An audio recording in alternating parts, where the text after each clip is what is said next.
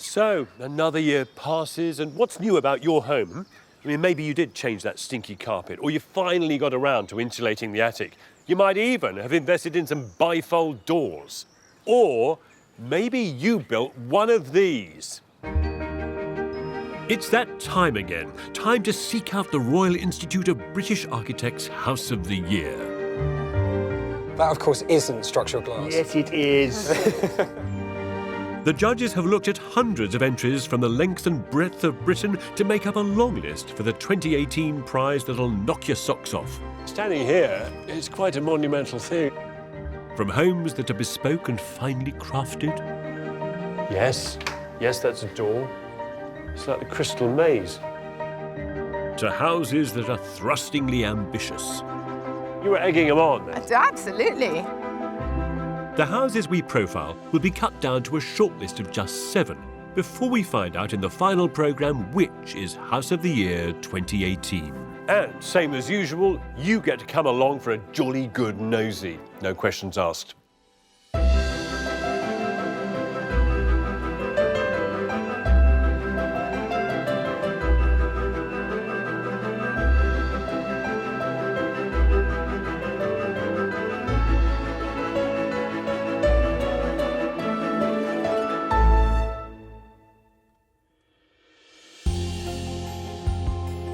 Of the long-listed houses we're looking at, I've taken it upon myself to separate them into 4 categories. Houses with a past, extreme homes, and houses built with interesting materials. And this time, houses that dare to be different. In this programme, we've got a group of houses that take a very clear stance about where they are, flexing and responding to their surroundings. Some answer that calling sympathetically, arriving with a polite nod and a welcome gift for the neighbours. Others dare to be different. They're not afraid to shake things up a bit, cause a kerfuffle, startle next door's cat. Helping me to look around our group of homes that dare to be different will be design expert and writer Michelle Gunderhin. What a triumphal entrance to your home, isn't it? And architect Damien Burrows. Oh, nice. There we go. Nice.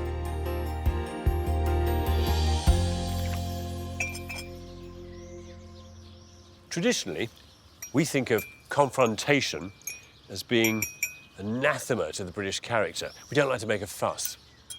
But is that really true? See, from Boudicca to Charles Darwin, Emmeline Pankhurst, Johnny Rotten, we have a long tradition of rebellion against the status quo. But honestly, chaps, that doesn't mean to say we have to be rude about it. Our first rebellious house is in Hackney in East London, where among the genteel Victorian villas, a grey slab has landed on what was formerly a rundown old workshop. It's home to Jess, an artist and owner of Finks, the neighbourhood cafe. I've just seen your house next door, yeah? Yes. Bolted on. Yes, I never leave this corner. Do people come in and tell you what they think of the They house? do, yes, for good or for bad. Sometimes I get a kind of, it's that you next door, I love it, you know, from the kind of architecty types. And one day someone came in and said, that is the ugliest building in Hackney, which was actually a bit of a highlight.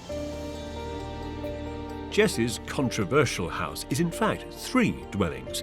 The bottom 2 floors are separate flats that she rents out, while above she lives in a maisonette on the top 2 floors with a double-height living space, 2 bedrooms and 2 balconies.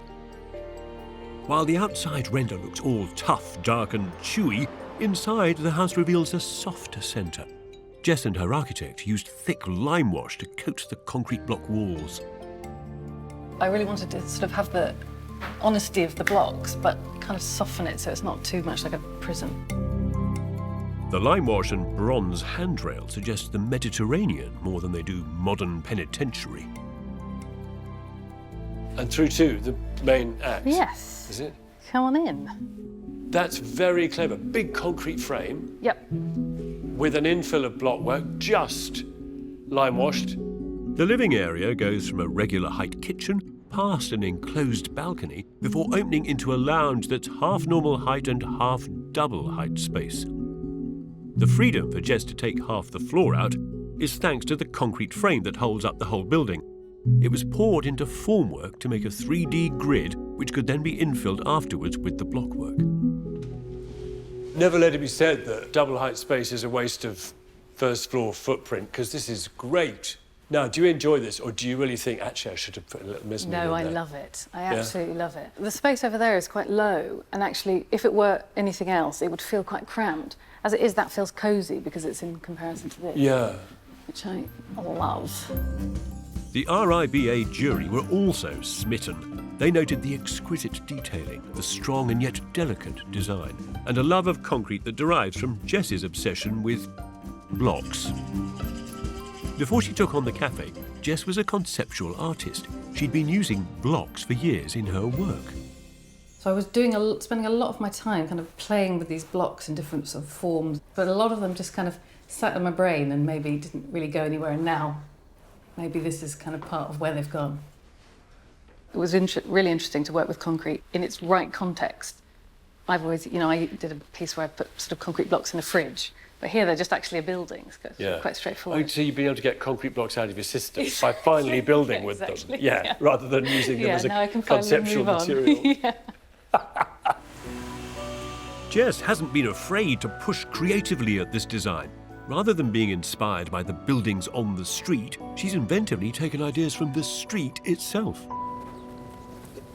Tarmac. Wall. They look very similar, don't they? And that is because here they've specified a crushed, dark, small stone in the render, in a mix which, as far as I can see, is a standard Highways Department specification. Radical road-like render would seem a surefire way to annoy the neighbours. This is a very modern structure and literally opposite my front door. How would that be? When I found out it was going to be concrete, I sort of held my breath. And the architect behind this design knew it would be a tough sell. Like probably any project, some people were incredibly supportive, some people were very sceptical, occasionally openly hostile. Had her neighbours objected to the plans, the project could have been derailed before it got off the ground. But never underestimate the power of a flat white and a top-notch sarnie. Jess started setting up the cafe next door, and she ended up kind of growing this kind of community life around it. That must have been very helpful for you, taking the project through planning. Yeah, no, it was great. And it was great that she had very open communication with everybody in the neighbourhood, even those who were kind of hostile to the project. Yeah. Even though this monolith was about to be built, it was kind of done in a way that we felt comfortable with it, because I kind of trusted her vision, because it was clearly she was a woman of taste. She was here, so that made an enormous difference.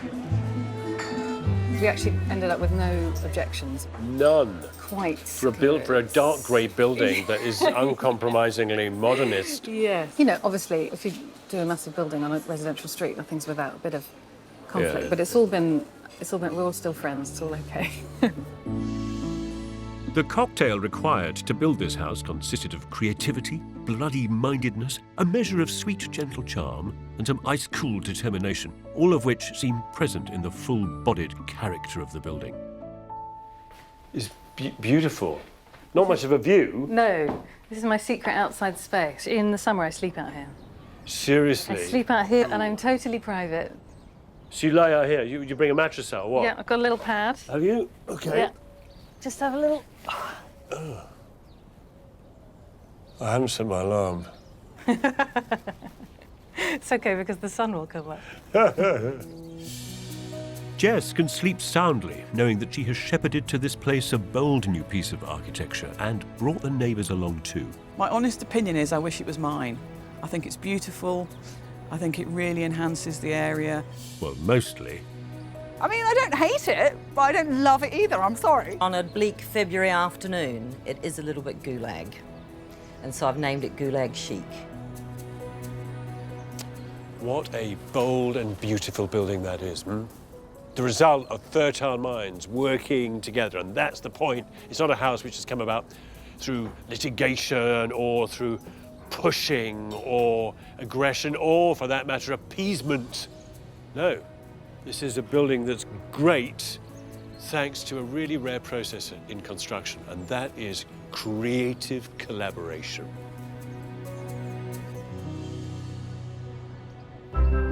There are 4 more long-listed houses to explore. The banks of the River Thames are most emphatically not the place for architectural experiments of this nature. Before we find out which of them are shortlisted for the RIBA House of the Year 2018. The House of the Year crown, like a hard hat, has an adjustable rim to accommodate all comers from mansions to maisonettes who wish to try it on. But it is decreed that each year there will be only one house that fits it perfectly. So what does it take to win the RIBA House of the Year? 2015's winner, the geological Flint House, seemed to rise from the very rock beneath, and yet within it was all crystalline delight. Oh Lord, it has its own grotto. That is a stroke of genius, that. Richard Murphy's house in Edinburgh won in 2016, a fabulous Wallace and Gromit home of invention and eccentricity. Al fresco basil. Too much. Then last year it was the turn of the wonky castle, Caring Wood, a modern Kentish manor house that looks to the future of multi-generational living. I remember on my first visit, I thought it was humongous. We often walk around saying, "Where are you?" And someone was like, "I'm over here, and look, where is that?" 3 very idiosyncratic winners, each one highly thoughtful, rooted in place, and very adventurous. So, what makes a great classic piece of architecture? National treasures like St Paul's Cathedral, the Houses of Parliament, the National Gallery extension, they were all reviled as monstrous when they were built. So we need the bold risk-takers who laugh in the face of fear and bravely stick their heads above the trenches. They might need a tin helmet to be on the safe side. Our next Dare to be Different house is in Henley on Thames, a place of pointy-roofed riverside Tudor-Beathan sobriety. So chocolate box perfect, they film Midsummer Murders here. And behind this rusty metal gate, Michelle Agundahin is here to see a house that caused some controversy on the riverbank.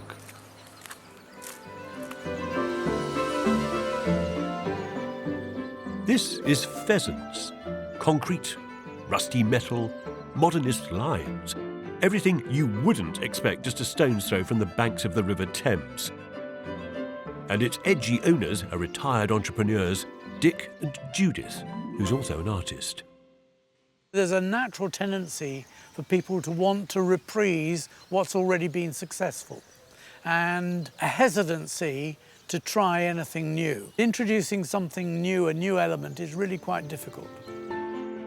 After retiring, Dick and Judith decided to replace their 1950s bungalow with Pheasants, a home that the RIBA judges called an extraordinary challenge to convention. Hello. Hello, Michelle. Welcome to our home. Quite a triumphal entrance to your home, isn't it? The main house sits at the end of this sleek ornamental pond, opposite a guest house and studio. You enter through a reception hall which opens into a large living and dining space, with a ground floor kitchen and a master bedroom suite. Up the stairs are another 4 bedrooms with further stairs up onto the roof terrace. Did you want to commission something controversial, though, or you just meant something new that wasn't necessarily the same as everything around it? What we wanted to commission here was a country villa for the 21st century. We wanted to commission something that was Worthy of the site. worthy of the site. We put in a planning application, and of course it was hit a maelstrom of objection from all kinds of people. Because you were creating a monstrosity on their river. An industrial estate, a World War II pillbox. So a lot of stuff like that, which was quite difficult to take.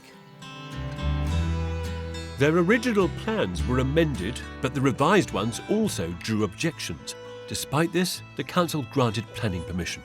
Well, why do you think people got that sort of level of animosity towards the new? When you say, why are you doing this, and the answer is because I can, you know there won't be much sensible debate about it. So what can you do? We did dig our toes in, and it was a challenge which we rose to and met. Ended in the High Court, judge ruled in our favour, and then we were able to move on.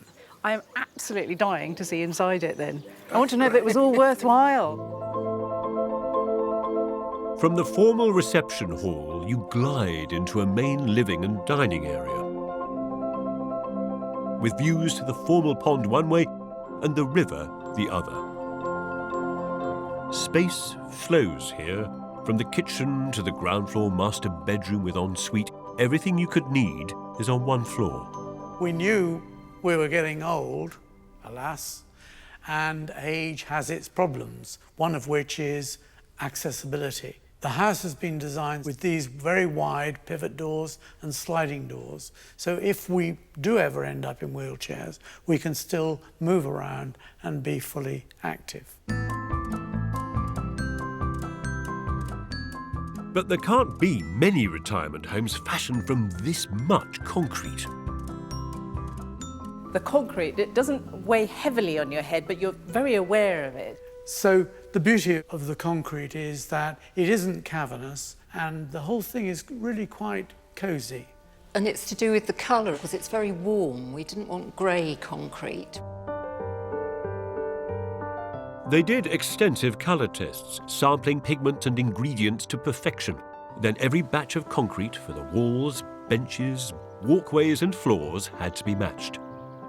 Alongside this, all the Corten steel elements were made to order and fitted, including this 7.8-ton cantilevered carport, which arrived in a single piece. It was all keenly observed by the locals. I got lumbered with delivering the parish magazine, turning up here once a month, dropping the parish magazine off. The people in the village want to know what's going on, and I basically let them know there's a bit more rust on the steel, a bit more concrete gone in, another large piece of glass turned up, and it's all looking pretty different to everything else around here. The neighbours did have time to adjust, though. All in all, it took 3 years to make the guest house, then another 4 years for the main house. It was a long old project, what with the kind of legal battle to start off with, and then a 7-year build. Why did it take so long, do you feel? It was the fault of the clients, constantly interfering.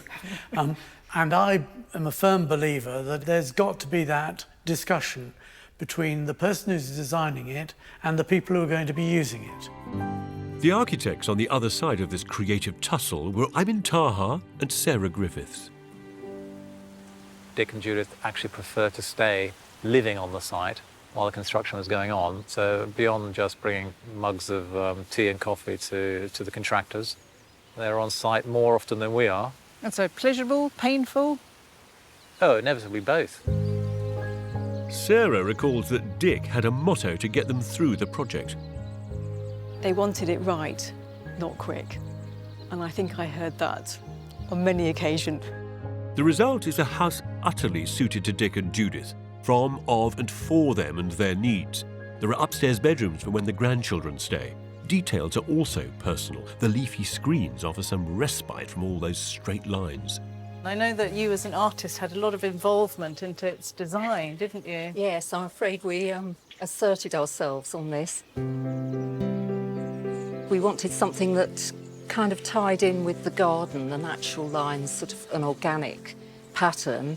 I worked out some designs. Bit of a labour of love, but we're really pleased. It's very beautiful, and when the sun shines, you get a wonderful effect on the patterns come in, and they also reflect on things like the bathroom walls are glass, so you get it reflected again.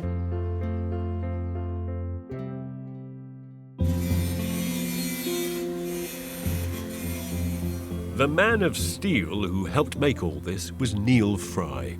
Corten and concrete is quite brutalist, it's quite aggressive. Judith's pretty leafy screen, it turned out, was fairly brutal for Neil to make. A lot of the problem was the pattern, was making sure there was enough negative space between the patterns such that the panels were strong enough in themselves and that we didn't get buckling and bowing. The panels were pre-rusted with salt water before they were allowed on site, because, as this building in Bilbao shows, the last thing you want on your clean laundered concrete is rusty skid marks. And Neil appears to have done his job. Pheasants appears unblemished. And the 14-year struggle hasn't tarnished Dick's sense of humour. He's collated some of the complaints about the various plans in the downstairs loo. There's some classics here, aren't there? My favourite, I think, is probably this one. We truly believe that the banks of the River Thames are most emphatically not the place for architectural experiments of this nature. How about that? What is really nice about having this building is that because it's riverside, it is seen by a lot of people, and it does set the tone for, I hope, a new generation of buildings along the Thames. This is a project that's probably had more than its fair share of ups and downs, but now that the dust has settled and the legal bills have been paid, what we're left with is a house that doesn't fit into Henley, but shows it a way forward.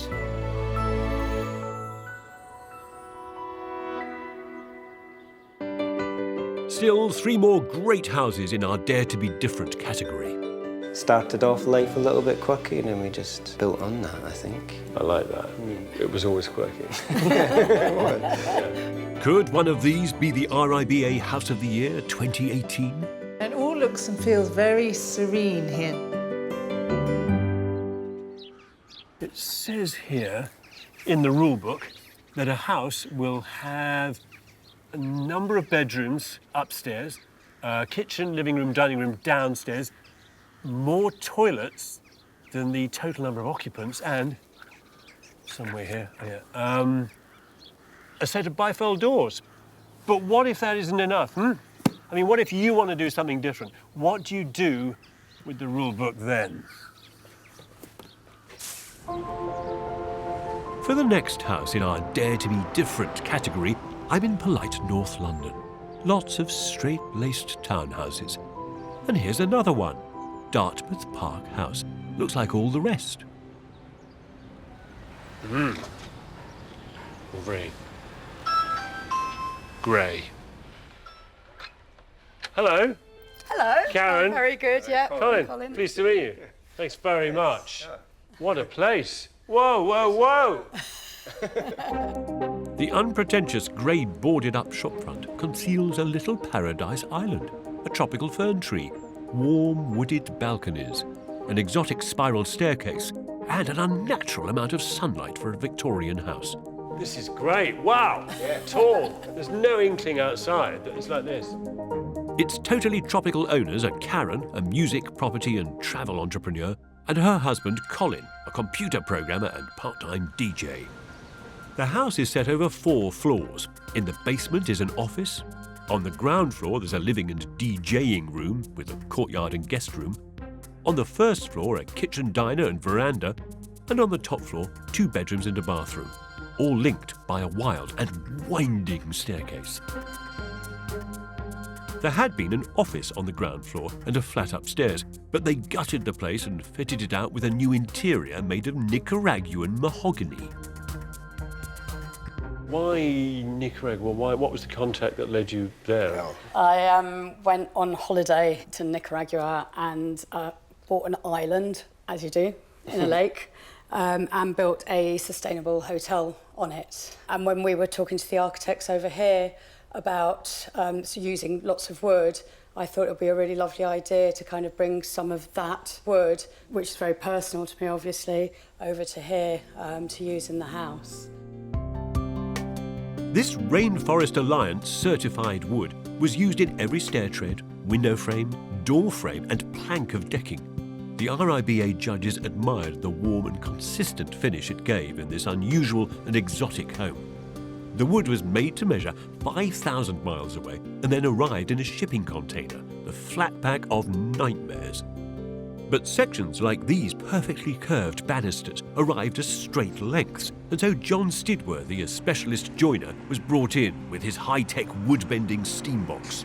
The principle of this is that the water boils, the steam comes up the tube and disperses through the box. The timber is already in the box, cooking. After an hour or so, the heat and moisture caused the wood fibres to soften enough for it to be bent with clamps. The method has been used to make everything from rowing boats to grand pianos since the ancient Egyptians. Yeah, it's looking pretty good. The mahogany wasn't always so easy to work with, though. It was the long curves that kept snapping and sending bits of mahogany all over the workshop. Thankfully, the Nicaraguans had packed lots of spares, and John's patience and resilience has resulted in a set of beautifully crafted stairs that provide the backbone of this house and work a lot harder than your average set of steps. What stairs do is connect floors in buildings. They allow people to use a townhouse like this efficiently. But here, the stairs are doing so much more. Here, the stairs allow light to pour down into the building. They allow the place to be visually open. You can communicate vertically in the place. And they are beautiful. Where are my keys? Can you, when you come down, can you bring my keys? Once you're off the staircase, the house ignores the traditional approach to layout. The ground floor lounge morphs into Colin's DJ zone, which in turn becomes a palm tree in a courtyard, finishing in a guest room at the back.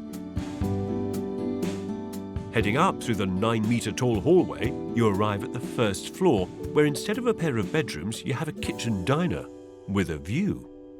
Just a really nice feeling, like just being able to sort of look out onto sort of loads of greenery. And It sort of suggests that more people should be sort of swapping stuff around a bit and put the kitchen up in the building, elevated.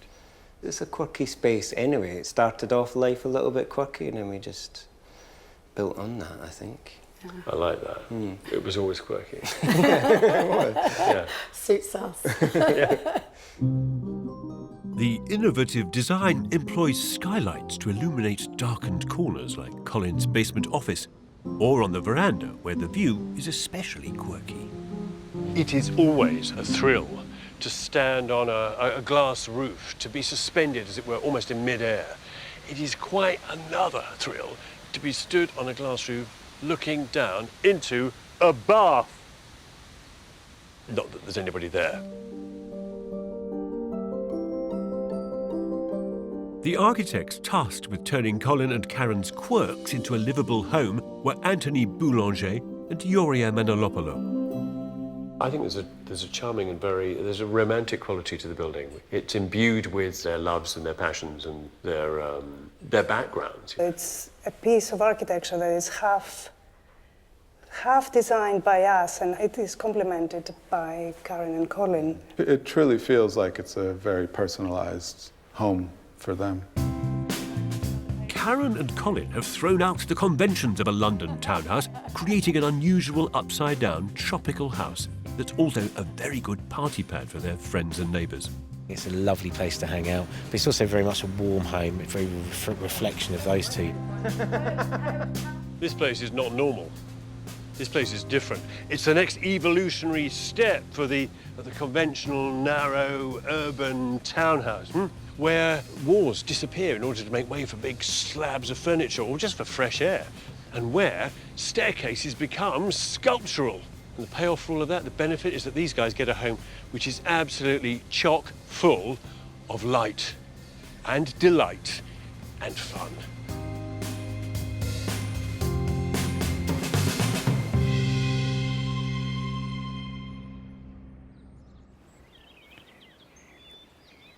Lamination, which is the process of gluing lots of thin strips of something together, is used a lot in construction.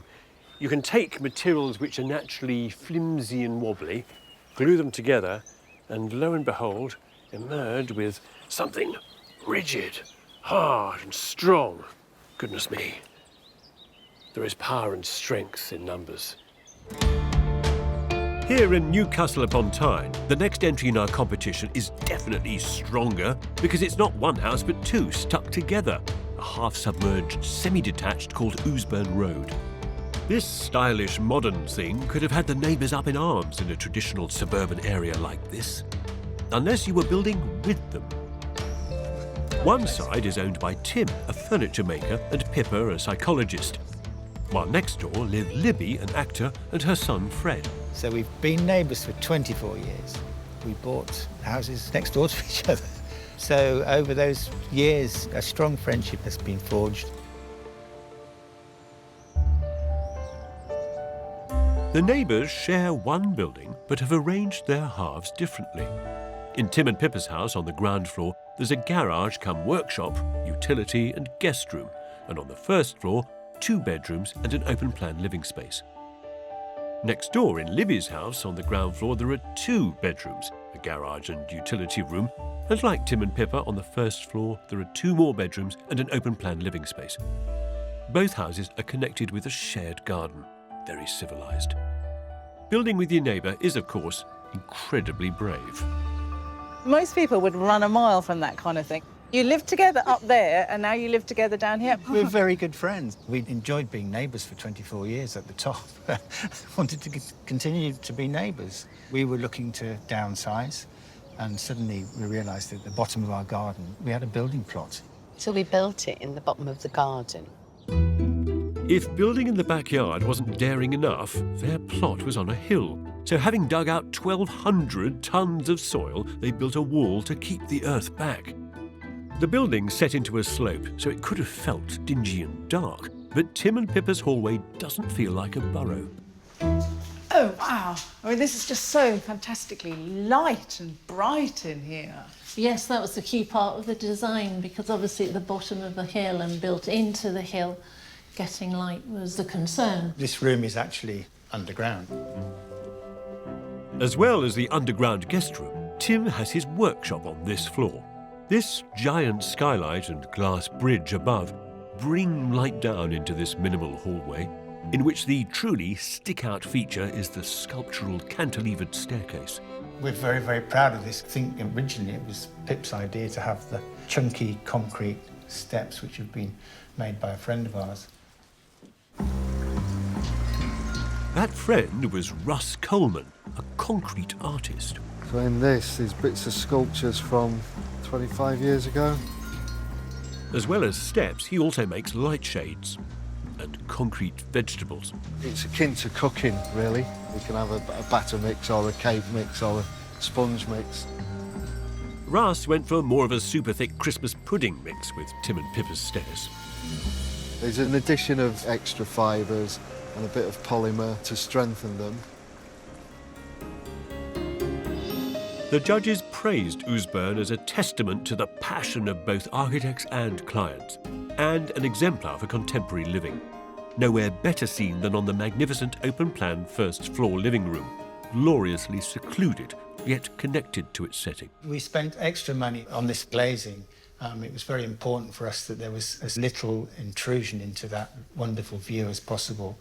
So all the framework is recessed in the ceiling and the walls in the floor, and you just have these very fine dividers.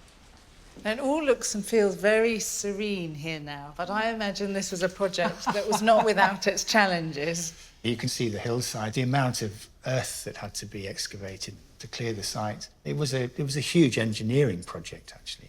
I mean, one of the problems we faced was that underneath here is a whole load of tunnels and empty spaces. It was described to me, the land that you're trying to build on is a bit like a packet of cornflakes. There were 14th century abandoned drift mines underneath, a rabbit warren of tunnels originally dug for coal that had to be stabilised by filling with tons of poured concrete before the masonry structure for the houses could be put up. It cost £300,000 to build each house. Tim and Pippa stayed in their old house during construction, but Libby had to sell hers quickly to fund the project. I lived with friends for a year. I did come down and check out what was happening. It was a very big haul for a long time. Nothing was happening quick enough. There was no turning back for you. You've None. sold your house and moved out. Exactly. So you were really probably watching your money just disappear into those foundations. Just took forever. Now finished, the end result is as far removed from a hole in the ground as you could possibly imagine. Tim, Pippa and Libby aren't the only ones daring to be different by building at the ends of their gardens. Their architects built their own house round the corner and hope that Libby, Tim and Pippa can inspire others to do the same. In the 1800s, this little quiet cul-de-sac was a major thoroughfare up until the days when they blocked it off. We're all very keen to populate this old back street. Tim, Pippa and Libby bring a bit of activity to the lane down here. Already, Tim, Libby and Pippa's brave architecture is starting to inspire others locally. We are looking at getting an extension, and it will be in a similar style, quite an industrial, modern look. Building a house with your neighbours, I guess it's something worth considering. I didn't see too many arguments. It sits very well on the slope of the hill, it blends in nicely and looks great.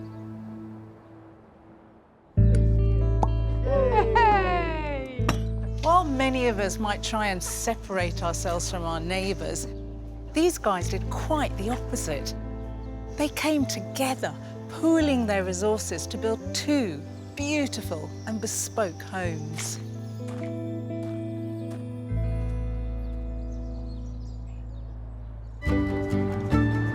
One bold and bright, daring house yet to see. Some of the neighbours, it became known as the bloody red house. Before we find out which homes have made it to the shortlist of 2018's RIBA House of the Year. All it took was for Clark Kent to put on a pair of glasses and nobody knew he was Superman. So what do you do if you're trying to smuggle in a super-powered house amongst the good people of Metropolis, It's going to take more than a disguise from the joke shop, isn't it? Especially when the house is wearing a big red superhero suit. London, where it seems every other street is made of the same London stock brick. Nice, neat, uniform and yellow. Maybe with a risque bit of red detailing. Until this cheeky little rebel turned up. Red House, an end of terrace with sunburn. Stephen Davis and Will Burgess are behind this project. And Damien Burrows has gone to meet them at...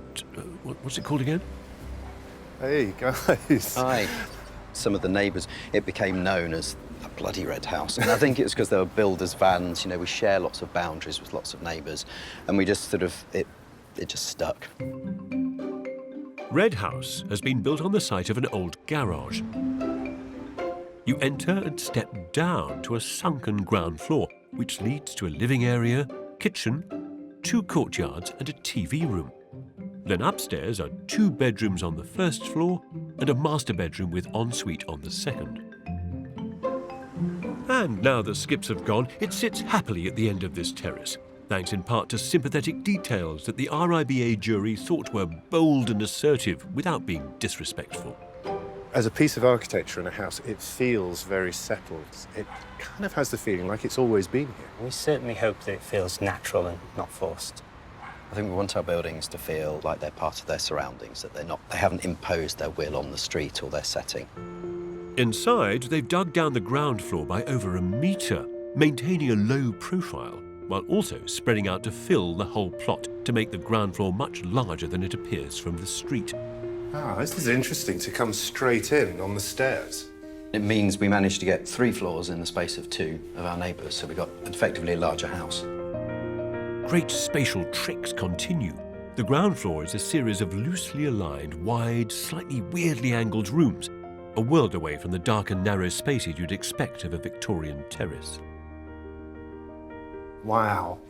I mean, this is a beautiful collection of just little interconnected spaces. This is clever stuff. And what we did was sort of push all the spaces to the edges, and you end up with these kind of courtyards, which make it incredibly private, so we're not overlooked. Kitchen, lounge, diner, snug. All these familiar spaces are here, but arranged around courtyards in a way that refreshes your idea of what a terraced house can be. Red House was commissioned by a developer as a one-off, and it was bought a year ago by Daisy, a dancer, and her husband Sean, a chief technology officer. But it's not just the more open spaces that caught their attention. This is one of my favourite bits of the house. We've got a little hidden door. Guests, they go, where's the downstairs toilet? Have you got a downstairs toilet? And I just say, yes, just push this wall. And oh, nice. There we go. Nice. It's really, obviously, functional, really useful to have a downstairs toilet, but you almost don't want it to you don't want to see it too much, so it's, perfect. You haven't found a guest here hopping from foot to foot saying, where is it? Not yet. Upstairs, the spaces are more conventional, with office, bedroom and bathroom on the first floor and a master bedroom suite on the second. But the stairs that lead you there are anything but.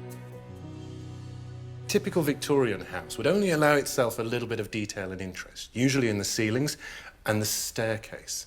Is this a little bit of a nod to that detail? Yeah, I think it is. I think looking at that craftsmanship and how we can bring that into this kind of staircase was, it was an important part of the design.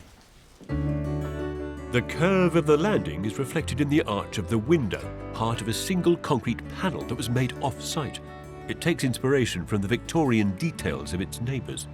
First impressions matter, which is why outside many Victorian houses you'll find these beautiful tiled pathways. Now, Red House takes that pattern, abstracts it, and blows it up into this epic monolithic slab of concrete. The man behind this one-of-a-kind creation was Martin Pinion. The team spent weeks experimenting with dyes to colour match the red bricks. Then a wooden version was made, which was then used as the model for a rubber mould. You can see the complexity of the shape the architect was looking for. You can see that reflected in the mould. Complex part of it is actually in the demoulding. That's the part that can either make it or break it. Even though there's very, very tiny fragments of concrete, they all came off with perfectly intact. I think several people said it couldn't be done. I think it has paid off. Yeah, it does look spectacular.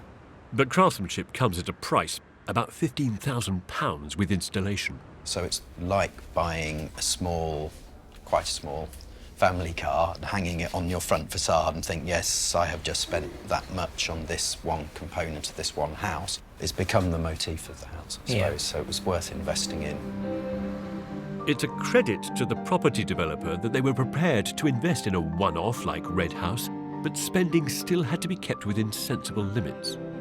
So with a house like this, what sort of budget are you looking at? Well, the end figure was under £500,000 for the construction of the property. To build a house like this, £500,000 with this sort of spatial configuration, seems like a bit of a steal to me. Red House fuses together the familiarity of Victorian architecture with the boldness of modernism. It links arms with its neighbours whilst quietly asserting itself. And I think it does this with a playfulness that's absolutely captivating. Five very different houses with distinct personalities, but which will the jury think has the edge that could get them onto the shortlist for the 2018 RIBA House of the Year? Blackstone House, a monolithic slab that rejects conformity ever so politely. Pheasants, that shows that a riverside home doesn't have to be watered down. Dartmouth Park, Nicaragua meets North London in a spiralling reinvention of the townhouse. Urn Road, a triumph of semi-attached teamwork.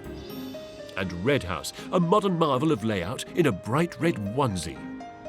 So which have the jury picked to go through to the shortlist for the RIBA 2018 House of the Year? Niall Maxwell, one of last year's winners and a member of the jury, has come to reveal all. So, what have you shortlisted? We've shortlisted Pheasants. The reason this was shortlisted was because it's an incredibly ambitious project. It works on two levels, the grandeur and the simplicity of home. I really enjoyed actually the way in which the landscape was used to bring these two buildings together. It's a very clever set of spaces that we enjoyed, but also the way in which that building sits up above the garden. Thank you very much. That's good to know. Good news. Congratulations. Well, congratulations to us all. Certainly very delighted for Dick and Judith. It's just a lovely place to live in. It works extraordinarily well, and we're very happy. With Pheasants through to the shortlist, there's space for one more from this daring group of buildings. So Niall, what have you shortlisted? We've shortlisted Red House.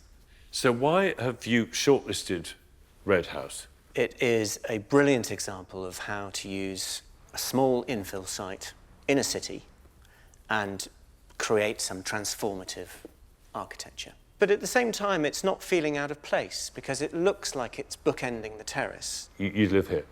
I definitely live here. It's a really clever house. It's really well executed. And great for one of the architects, Steve, who made the long list last year with his own house, number 49.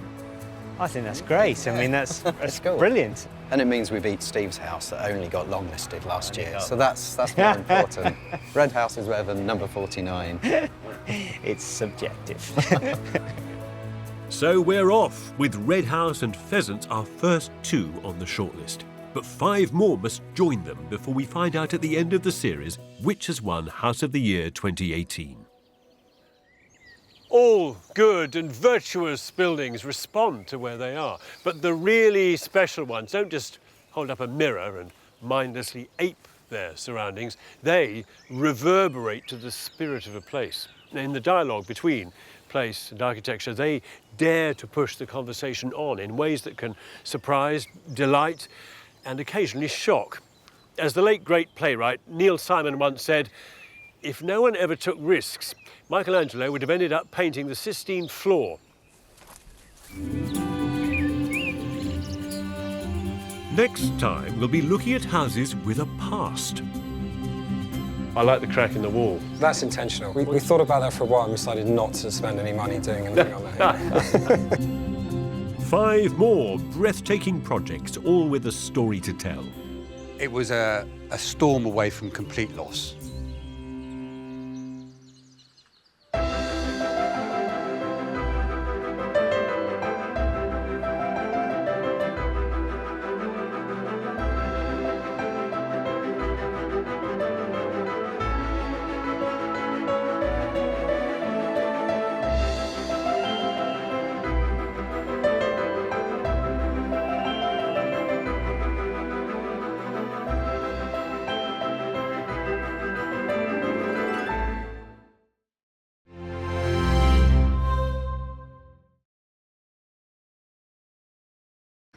If you could design and build your dream home, what would it be?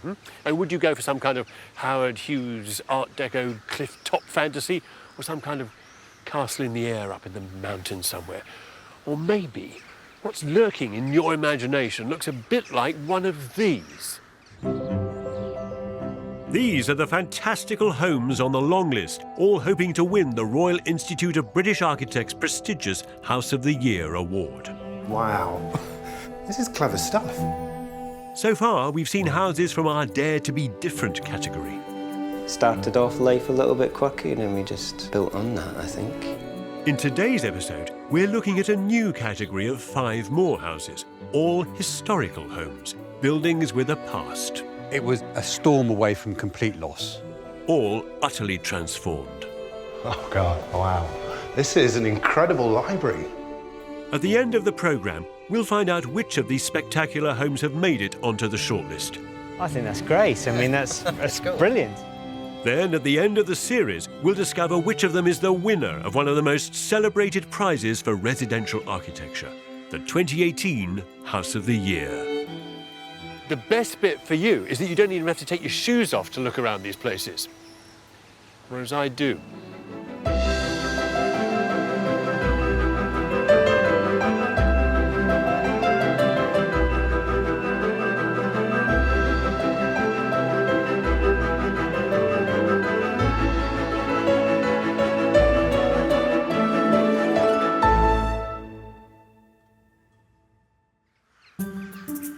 So far in this series, we've revealed the first 2 buildings that have made it onto the shortlist.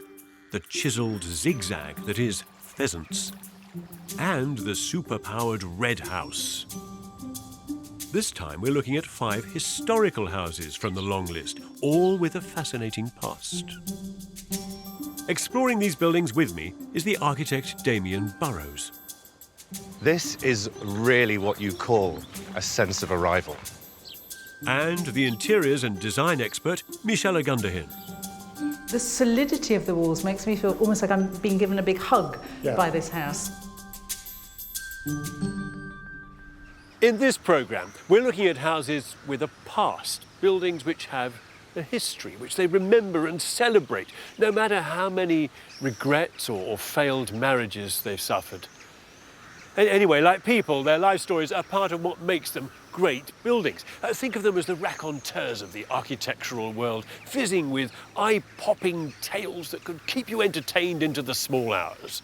The point being that every house in this episode has its own story to tell.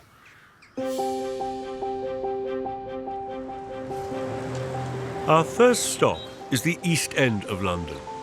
Wartime bombing, slum clearance and development have all destroyed much of its precious stock of historic buildings. Yet in this tight little corner, one proudly remains.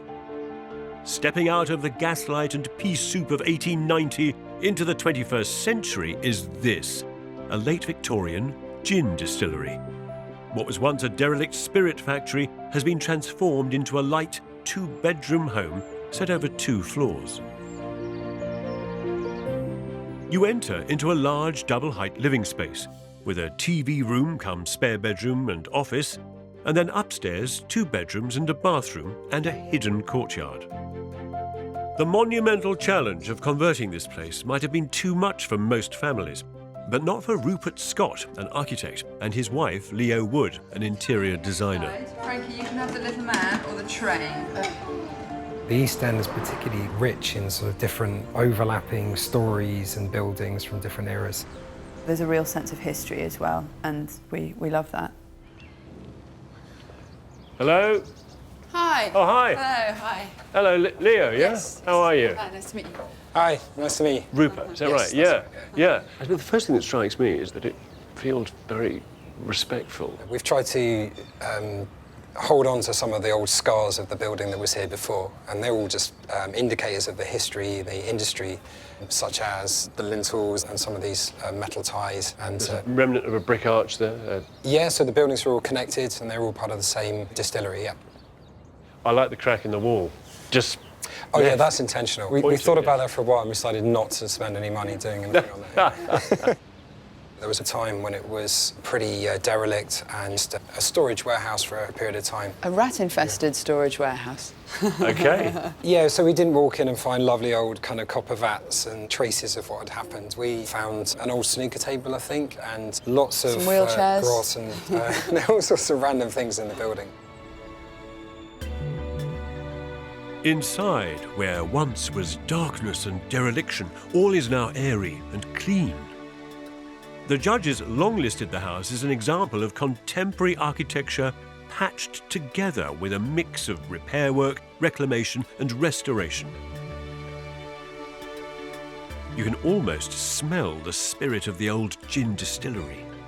The original large steel windows have been reinstated. The exposed steel stairs and beams hint at the building's industrial past. Rupert has designed an elegant and, importantly, modest home. Quite simple, really. Not too snazzy. Yeah, not too snazzy. Yeah.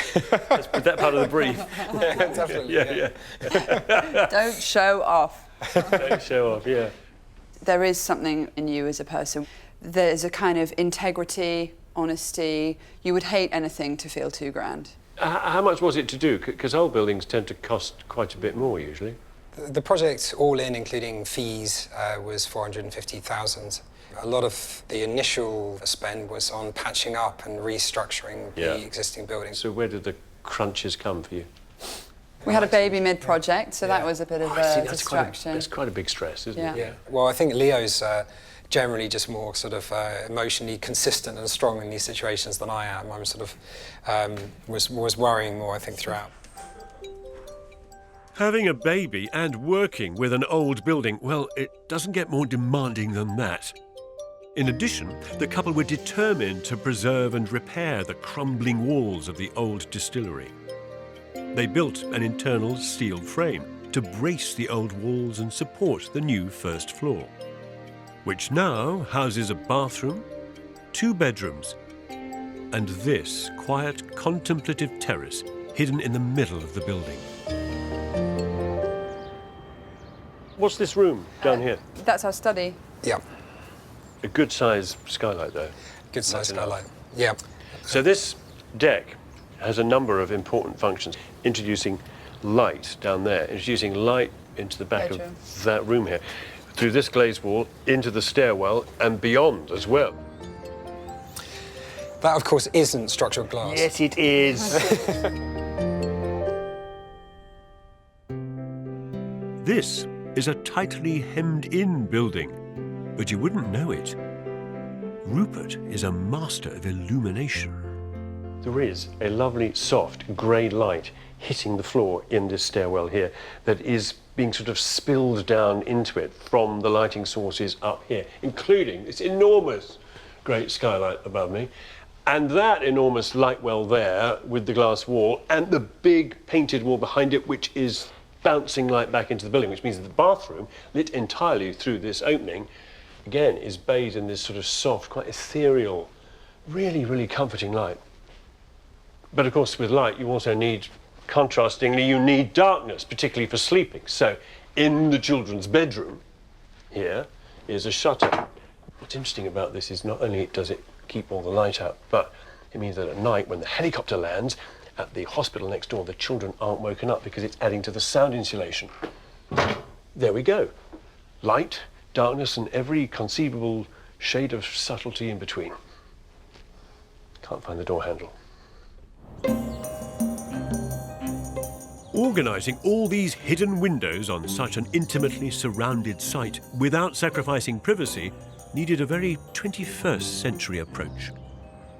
We had to be really careful about the overlooking thing, and one of the things that really helped us with that was we got a 3D scan done, and that allowed us to be really careful about the angles that you were looking at, so what you want to see and what you don't want to see. To work out the sight lines and avoid overlooking or being overlooked by their neighbours, Rupert and Leo got in Will Trossel to 3D scan the old building using technology adopted by NASA. The technology we use is called terrestrial LiDAR scanning. That has an infrared laser on board the machine, and that is bounced off a wall or a floor to make a really comprehensive model of inside, out, and all of the context. So this is the building before anything had happened. I'm just taking the camera out to the view from his neighbour's window, with his neighbour's windows are here, and look down and have an understanding of what they would see and allow him to adjust sensitivity around privacy and which windows people could see in and through. A staggering design tool to make sure you're not seen in your underwear. The work that's gone into lifting the spirits of this derelict old gin factory hasn't gone unnoticed by their neighbours. Ray Rinkoff's family have run a bakery here since 1911. I think the property is fantastic what they've done. To make a living place out of that, it's a real hidden like a little gem, I think. I like it so much, I've told them I want first refusal when they sell it. The thing about architecture is not only should it, as this place does, contribute to a place and help repair it, but it should also add more. This building is a wonderful conservation job. It lifts this little corner of London and contributes to its regeneration. And I find that irresistible. We have 4 more extraordinary homes from our Houses with a Past category. Was there a moment of cutting back all of the undergrowth and just going, oh, there are many moments like that? Until we discover which have made it to the shortlist for the RIBA 2018 House of the Year. It's only natural, isn't it, that human beings want to improve their world. You know, you buy something and immediately you want to try and make it better. You know, you add some gizmos, the latest knickknacks, make it cool. Maybe even add some zing, only to discover that, oh, it's hideous. And the lesson here is that the bare bones of the thing, its core strength, is sometimes all you need to provide character. I've changed my mind. Can I have a double vodka, please? No ice. No zhuzhing up needed for our next House with a Past, which Michelle Agundahin has travelled to see on the ragged and wild Devon coast. This is Coastal House, a 100-year-old farmhouse magically reinvented and brought into the 21st century, yet still in touch with its humble origins. This is a new pared-back, sleek, elegant home with thick oak beams and expansive living spaces, all wrapped in an elegant grey slate shell. You enter into a hallway that becomes a double-height dining room. To the left is a kitchen and utility room, And on the seaward side, a double-height living space with a mezzanine study. The hallway continues all the way up to the first and second floor, with 5 charming bedrooms.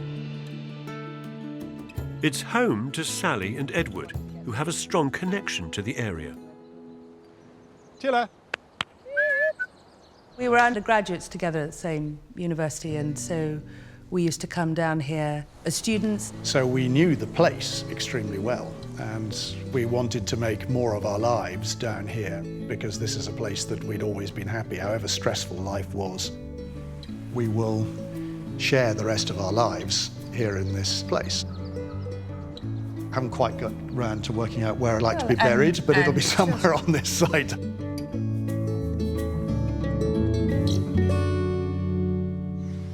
The early 20th century farmhouse that Edward and Sally bought couldn't have been more different from how it is now. Hello. Hi, morning. Really nice to meet you. Hello, Michelle. Nice to Hi meet there.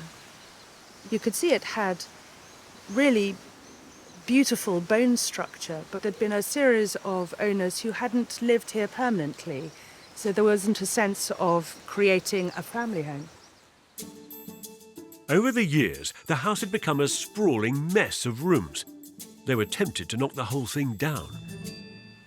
We even had planning permission to do that at one point, but we realised that we would be losing something if we did that. Underneath all the layers of slightly awkward additions, there was something rather beautiful about the traditional farmhouse. Thank you. Oh, wow. Sally and Edward have stripped back the inside to uncover the best of the old building. Now you really start to get the sense of what you were talking about with you unpeeling the original house. Yeah. So were all these walls completely obscured? Yes, they were all clothed in plaster. What this design allowed us to do was to reveal the stone walls inside. It certainly feels as though what we're doing is honest, if you like, to the original construction of the house.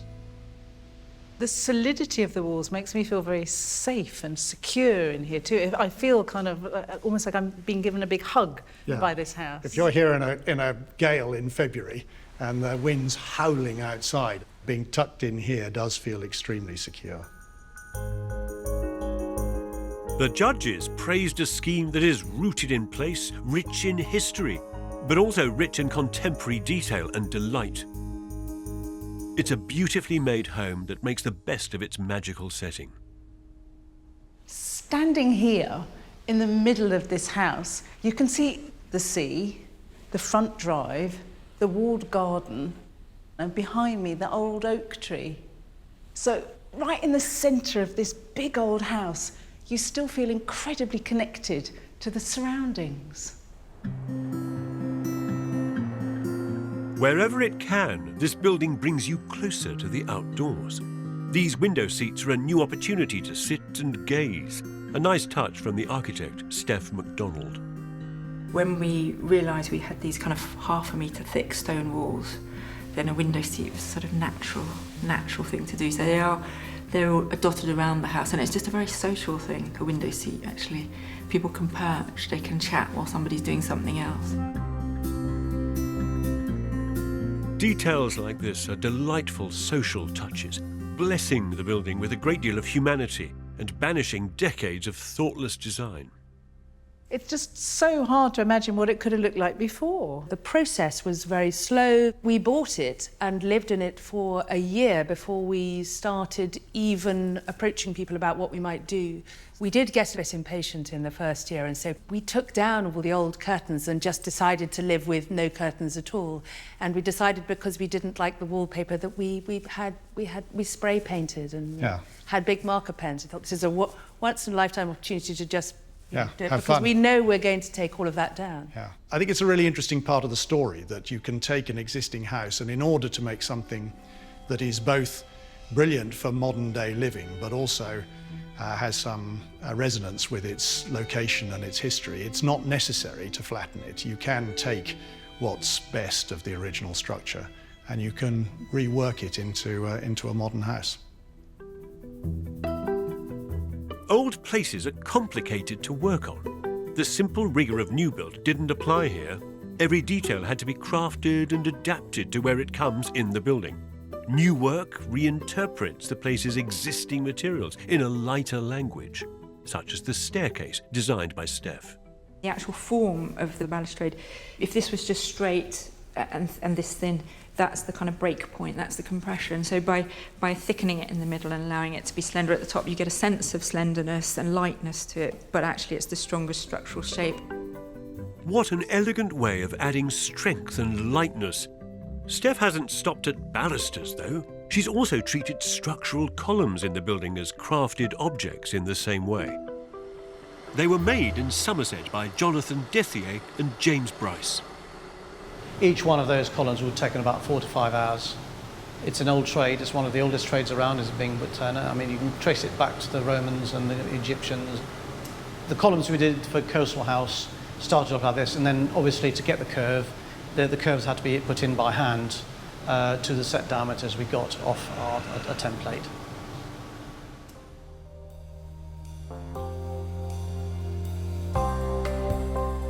But has all this simple, naked craftsmanship changed the building in the eyes of those who know it best? Norman Eastley, the local tenant farmer, has been working the land here for 17 years. What they've done is unbelievable. You know, I'm still speechless, really. Those pieces of oak and the whole design, the stonework. You know, I'm not an architect or a judge. I'm just, what I see is what I think, you know. This farmhouse had kind of lost its way over the last 100 years, but by celebrating its bone structure and traditional stone and slate, Sally and Edward have brought it back to something that's really firmly rooted in both its history and the location.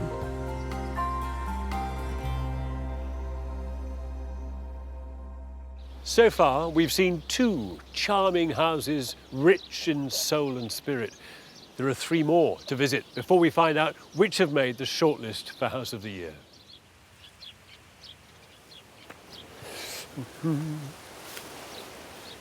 That is how Isaac Newton discovered gravity, sort of. History is, you see, chock full of examples of everyday objects inspiring great things, demonstrating that it's often from humble origins that the most powerful ideas grow.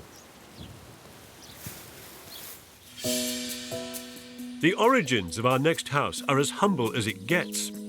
Damien Burrows is in Yorkshire to see it. This is Old Shed, New House. Once a farming shed for tools and tractors, now reincarnated as a glamorous home. Inside, it has sleek, modern spaces, smooth finishes, and high-tech insulation and heating. It still retains the shape and character of the original farm building. Downstairs, a long gallery leads to a modern kitchen, and nestled between a functional dining room and a bedroom, there's a double-height library containing hundreds of books. Upstairs, a bridge takes you across to the upper library level, with 2 further bedrooms occupying both ends of the house.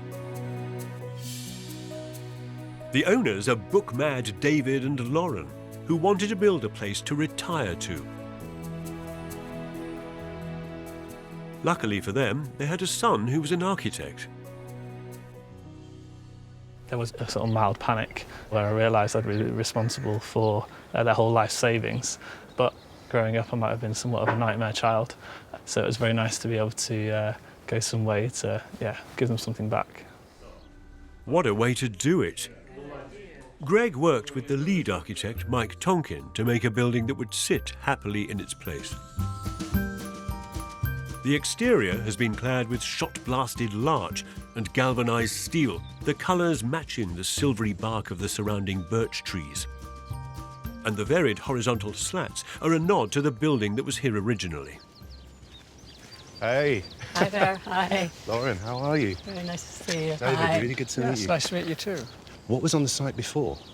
There was a shed, really more like a very large gardener's shed, wooden and steel framed.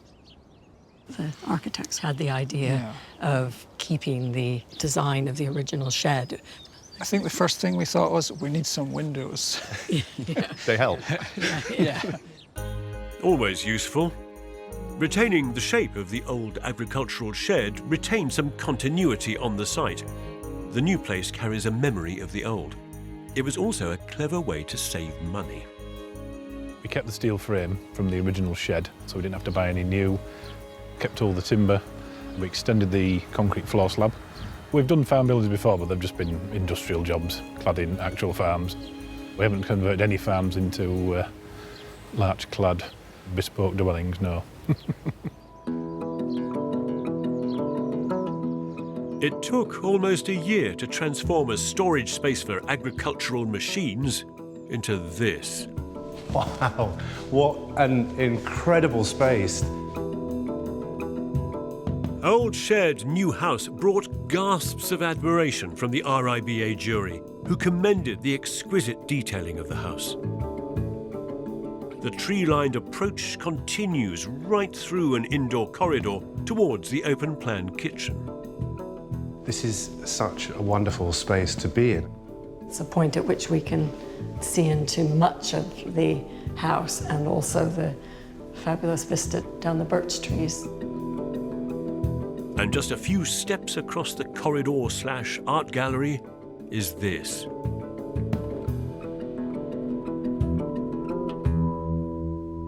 Oh God, wow. This is an incredible library. It's a book lover's paradise for David and Lauren to enjoy well into their retirement. There's so much light in here, it's absolutely fantastic. But it's directly in the centre of the house, occupying what you could say is the prime piece of the whole home. We had the confidence to make this the kind of principal space because I personally knew how much time my parents spent in what was their old library. We knew that that would be where they spent most of their time. So we made the kind of living space smaller because in a way this is actually also the living space. Often libraries, they're kind of quite dark and kind of moody, and we wanted something else, something that spoke more of the kind of landscape outside. And so we wanted to really open it up. And we always saw the library as this kind of, almost like a clearing in a forest where you'd kind of sit and read a book, or sitting under a tree and reading a book. To achieve the dappled light and shade of a forest clearing, they used wooden slats and a perforated roof grille below a skylight. This is architecture as a canopy of leaves. Mirrors behind the bookshelves reflect the greenery outside and make the room seem much larger. Ideas like this were a leap of faith for Lauren and David. We wouldn't have ever, embarked on this really if we didn't have a son who was an architect, because you need a lot of courage to do something like this. Having the confidence to root your home in the past, whilst you're still developing your hopes and dreams for the future, well, that's a very complex architectural puzzle. I'm so impressed by how Lauren and David have risen to that challenge and created a truly stunning home.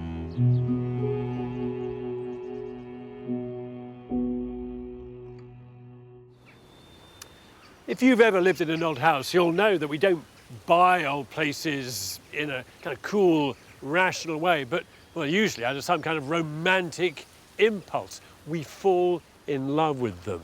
Then comes the dilemma of whether to restore, adapt, conserve, fundamentally alter, or even, in a fit of pique, destroy it.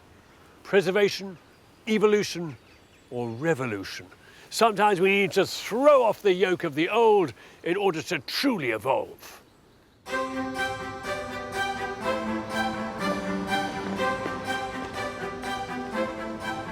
The city of Bath is beautiful, principally because of one big idea: Georgian architecture. These 18th century honey-coloured buildings have helped to make the city a protected World Heritage Site. No surprise then that over 5,000 of them are listed and fiercely protected. Those people who are lucky enough to live in listed buildings, you are actually a custodian for the future, really, rather than necessarily an owner who can do what they like. There are always going to be tremendous challenges to building in a city like Bath. Rising to those monumental challenges is our next long-listed house, Duncan Cottage, a Grade 2 listed 1790s building with a brand spanking new 21st century extension. On the ground floor is a kitchen and dining room that opens out onto an internal courtyard. There are 2 studies, as well as a living space that connects onto the new extension. And on the first floor are 5 bedrooms and 3 bathrooms. The owner is Hilary, who bought this epic restoration project with her husband, Richard. Look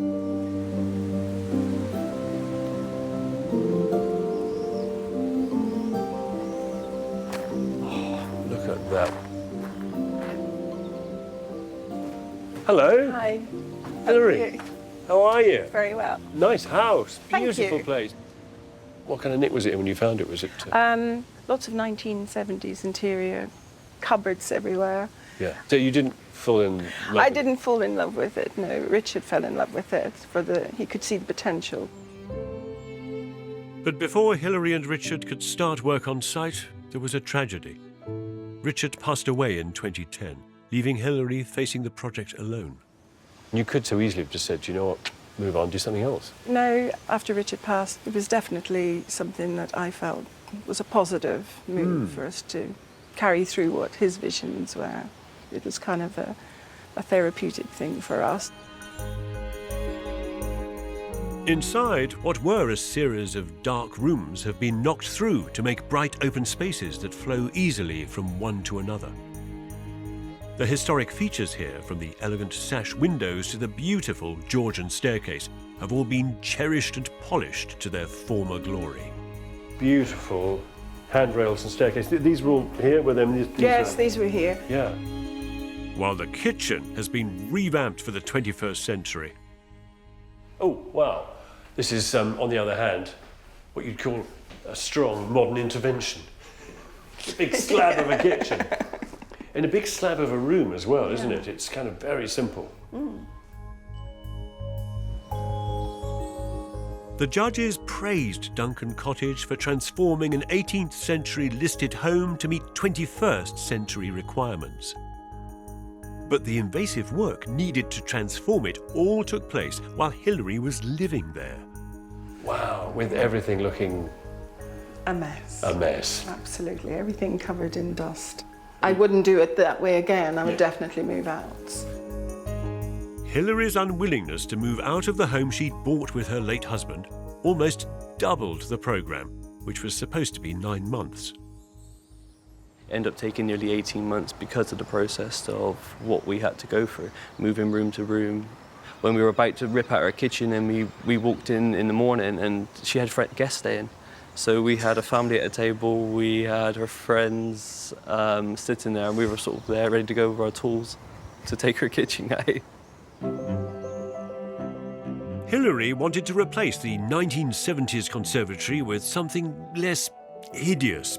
Not an easy thing to do on a Grade 2 listed building in a World Heritage Site. How was Bath Planning Department about that? We met resistance.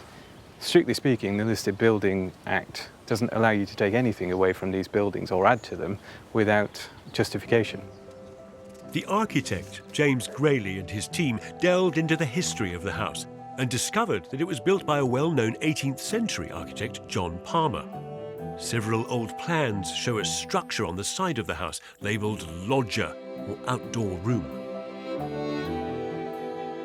Palmer's 18th century drawings convinced Bath Council to let Hilary build her modern extension. A historic plan carefully reinterpreted for the 21st century. And now, across this threshold into this. Now, there's a nice simple clarity about this.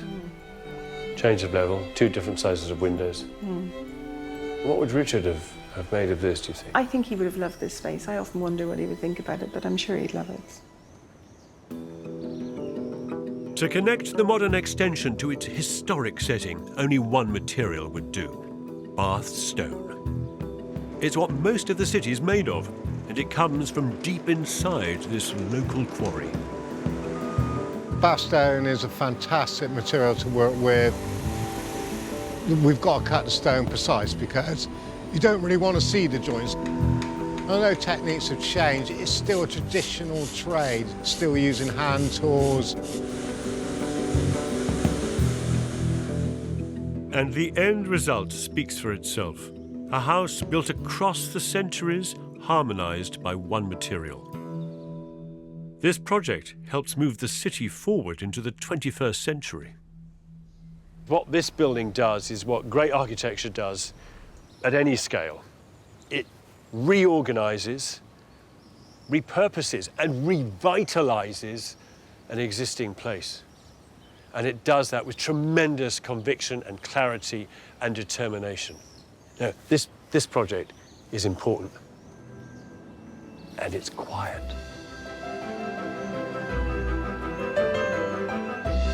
We have one more exquisite house to see from our Houses with a Past category. Started on this construction site, I was 17, and by the time we finished, I was 23. Before we find out which of them the RIBA judges have shortlisted for House of the Year. Breathing new life into a bit of old junk, well, that does require imagination sometimes, to be able to see beyond what other people perceive as just a piece of rubbish. There we are. It is time-consuming, of course.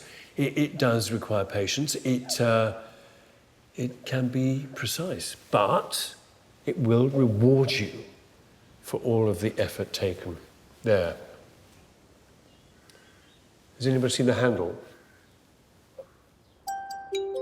Time and patience on an epic scale were required at our next house, hidden away deep in the Worcestershire countryside. Damien Burrows went to find it.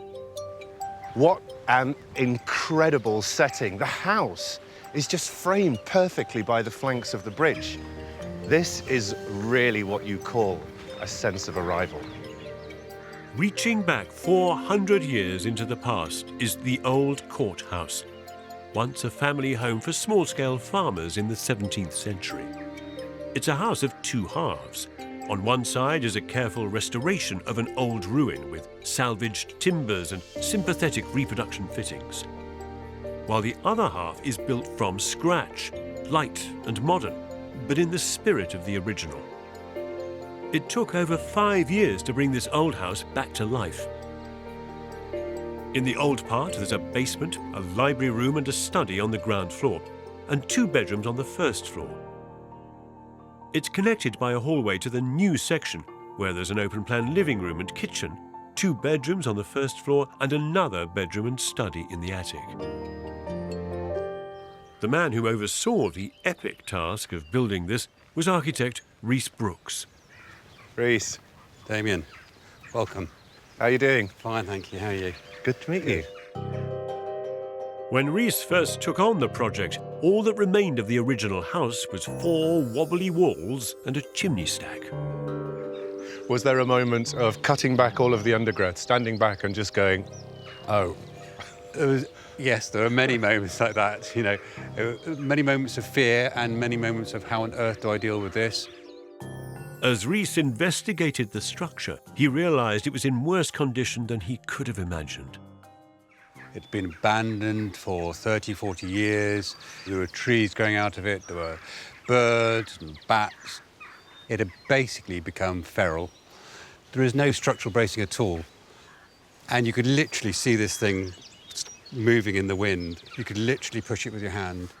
It was a storm away from complete loss. The RIBA judges praised the amazing job Rhys and his team did in salvaging as much of the old building as they could, from roof tiles to 400-year-old timbers, in order to make a new home of distinctive character. Oh, this is such a great room. The library, as with much of this part of the house, has been entirely recreated from scratch. Getting the details right required some unorthodox detective work.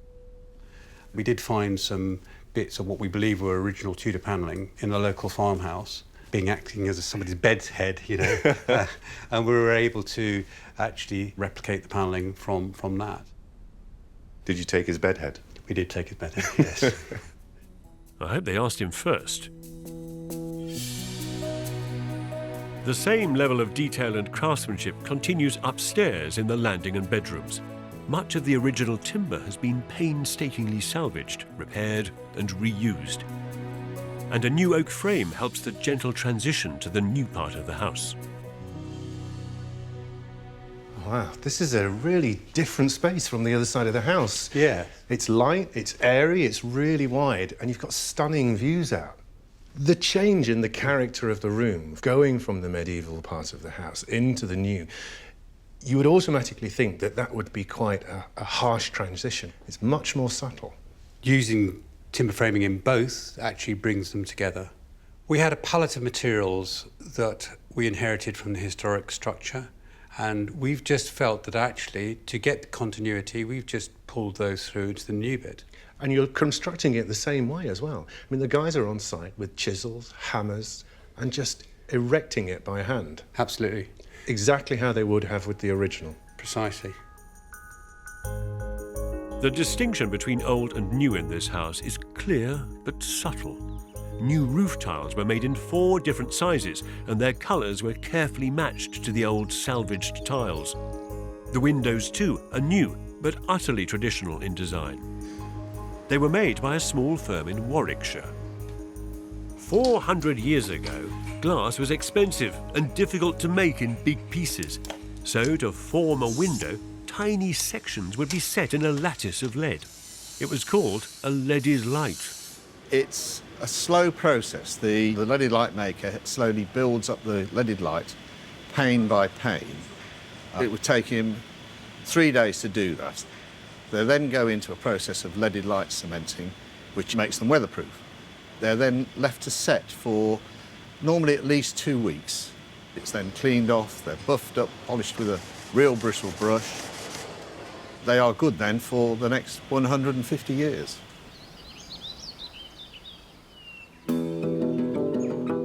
What could be more characterful than an ancient and authentically crafted home? Unless, of course, you have to physically build the thing. At times, it seemed it was taking 4 steps back, 1 step forward. When I rebuilt the chimney, I was basically on my hands and knees for weeks and weeks, taking bits of stone out, replacing it with bricks. The traditional method probably took a good 6 times longer, if not more. It's just such a time-consuming job, and you need patience with a saint. Started on this construction site, I was 17, and by the time we finished, I was 23. Yeah, I was quite proud. I was telling my mates and that, oh, on this 16th century courthouse job, it's better than your flat pack house you're building and stuff like that.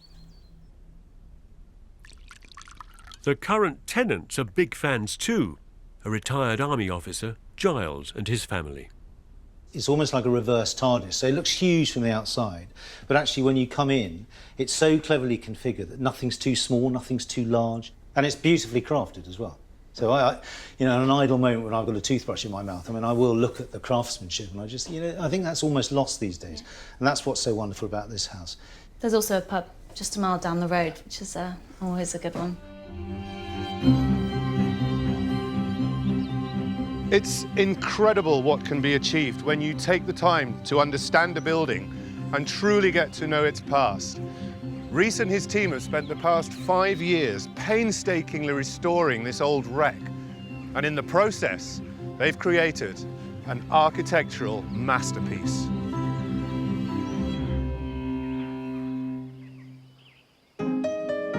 So that completes today's selection from the long list for House of the Year.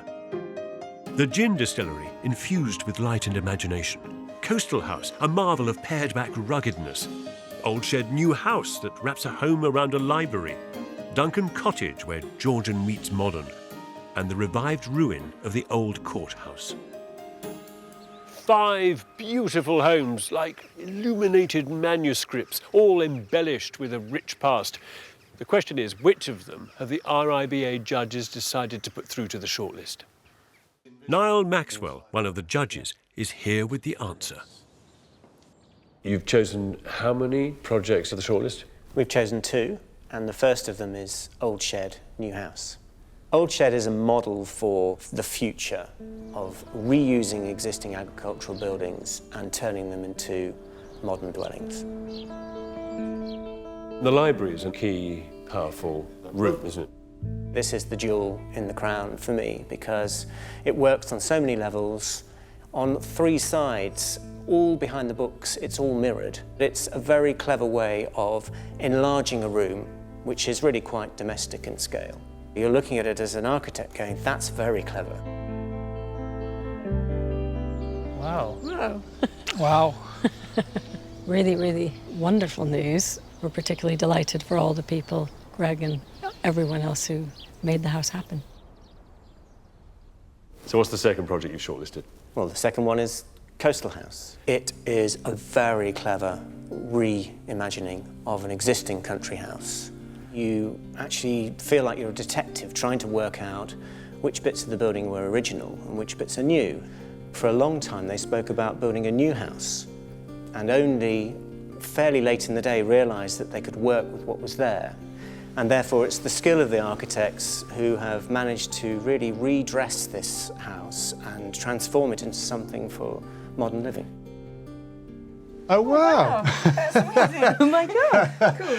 That's brilliant. Well, Fantastic. thank you. That's just really unexpected and lovely and amazing. And I think for this house, it's very quiet in what it's doing. So it's very exciting that it's been recognised. That's really nice.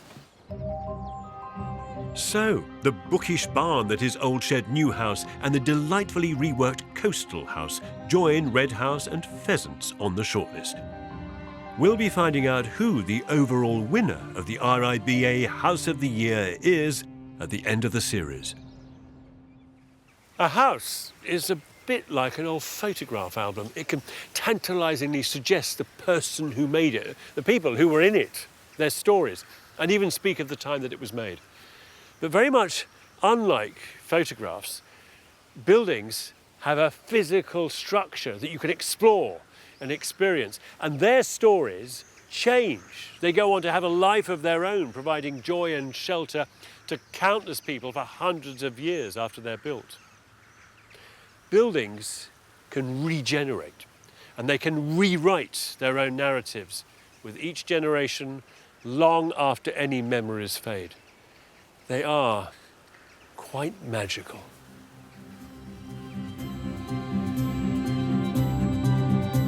Next time, we'll continue our tour of the longlist, looking at extreme houses.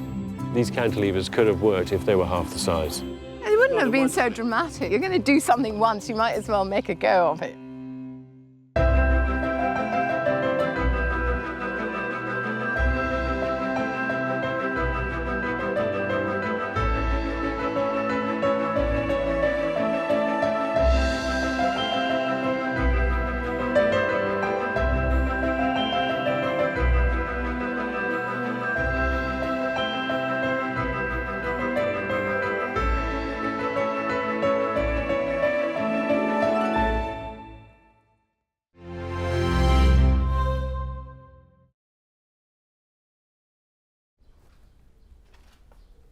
All of us enjoy snooping around other people's houses, don't we? I mean, figuring out how people live, what brand of plug-in air freshener they use, looking at their bookshelves.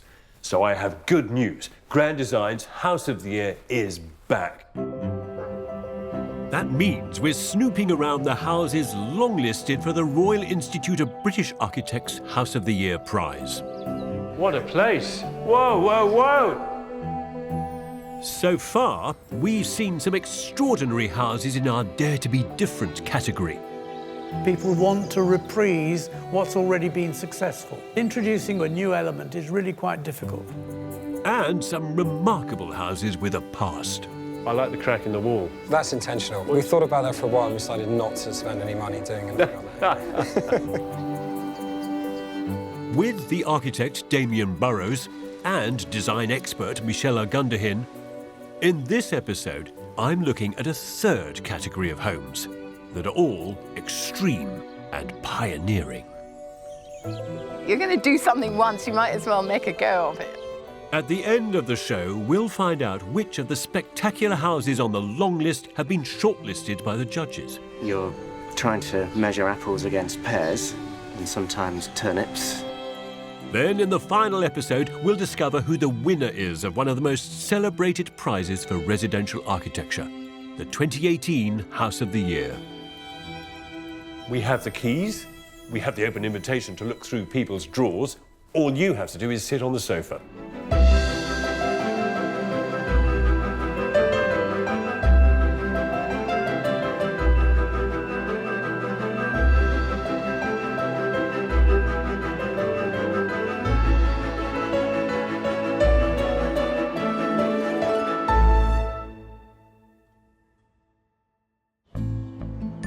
So far in this series, 4 buildings have made it onto the shortlist. Pheasants, a waterside respite of modernism. The urban superpowered Red House. Old Shed, new house, glamorous and reinvigorated. And the meticulous and resonant Coastal House. In this programme, we're taking a look at extreme houses. And by that, I mean houses that push at the limits of what's possible, in all kinds of ways. Some are base-jumping, adrenaline junkie wingsuit wearers that like leaping off the tallest cliff they can find just for the thrill of it. Others, in a quieter vein, might have the largest collection of toy lawnmowers known to man, or dress up in Civil War clothes at the weekend. I don't know, maybe I'm pushing this analogy too far. Anyway, what they all embody is a burning desire to innovate and to pioneer. Our first house, tucked away in the quiet Kent countryside, is Black House, a piece of extreme domestic engineering. Most people would be happy with 1 cantilever. This house has got 4 daring spikes of building jutting out into space. What a piece of theatre.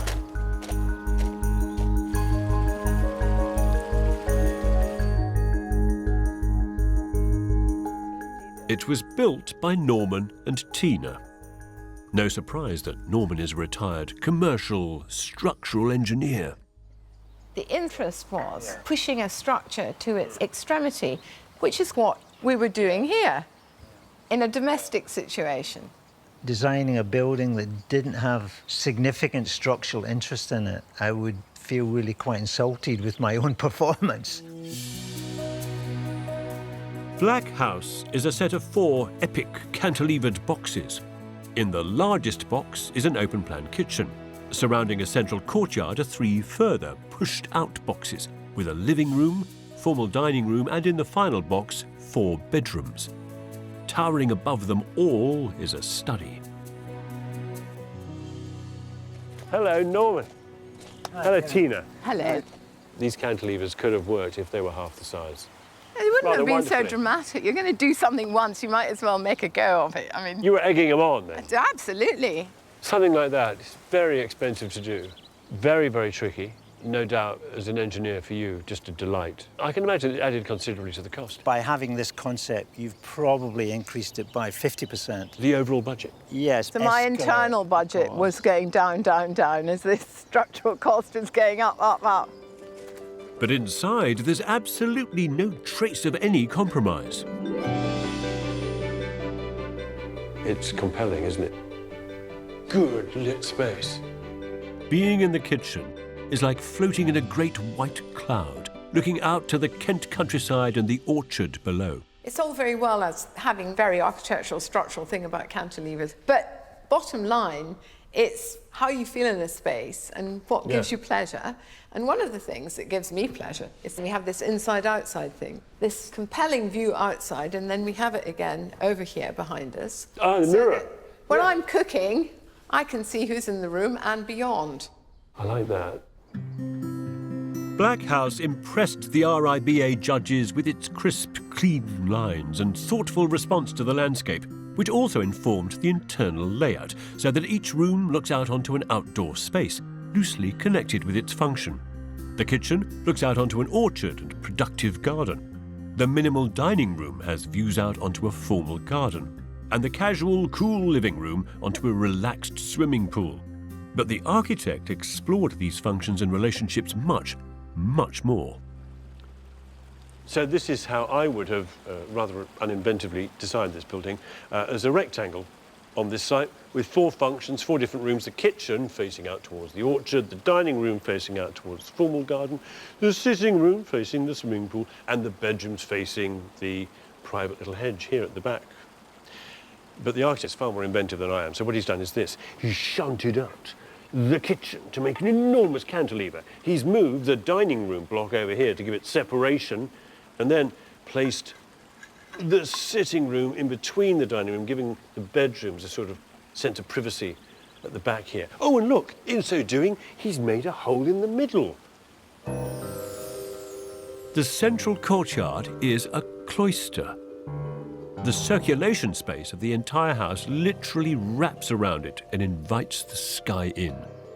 The boxy organisation of space and function here means there is a powerful clarity to this house.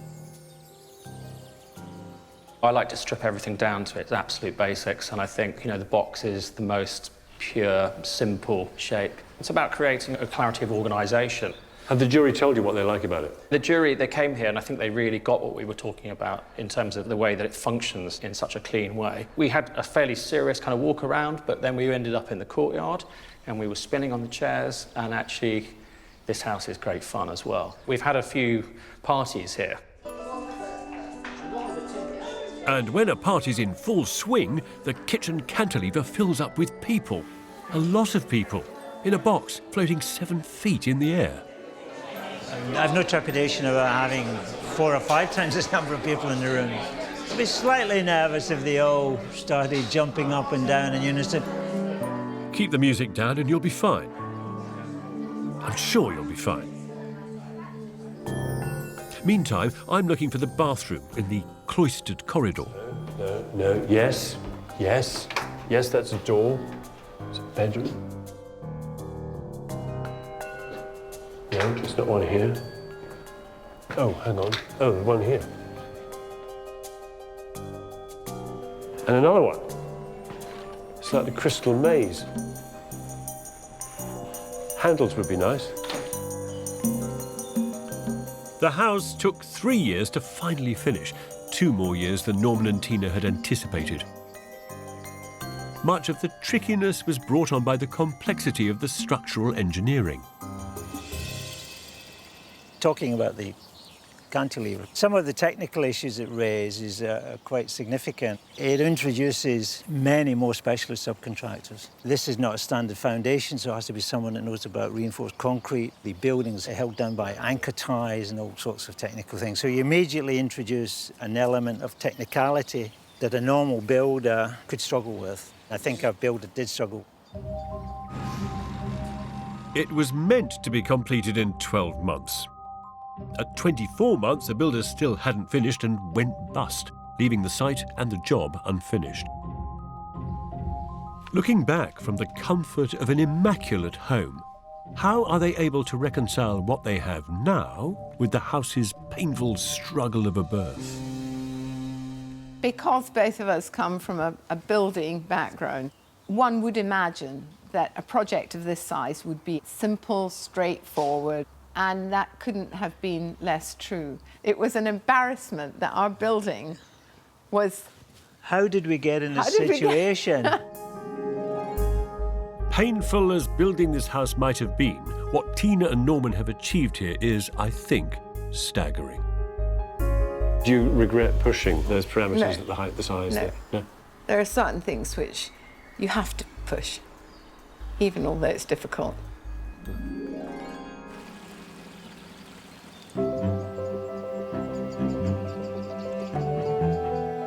Would you have the gumption to build a shrine to all the values and beliefs that you hold dear? Because that's exactly what they've done.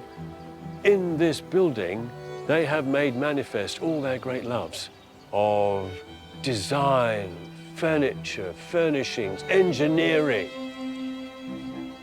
And it is heroic.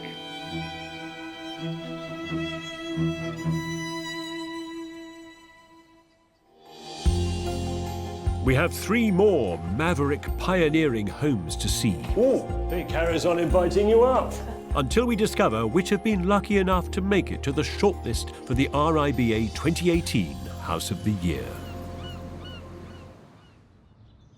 The inspiration for a building can come from anywhere, from people, objects, or the place itself. It's where the story of the building starts. Here at Downley House, designed by Bird's Portsmouth Russell, whose eccentric house in North London made the shortlist last year, here the hallway is inspired by a wine barrel. That is more like it. But our next house, well, it was inspired by something you can't see. On the streets of East London, the inspiration for the house I'm going to look at takes its cue from music, apparently.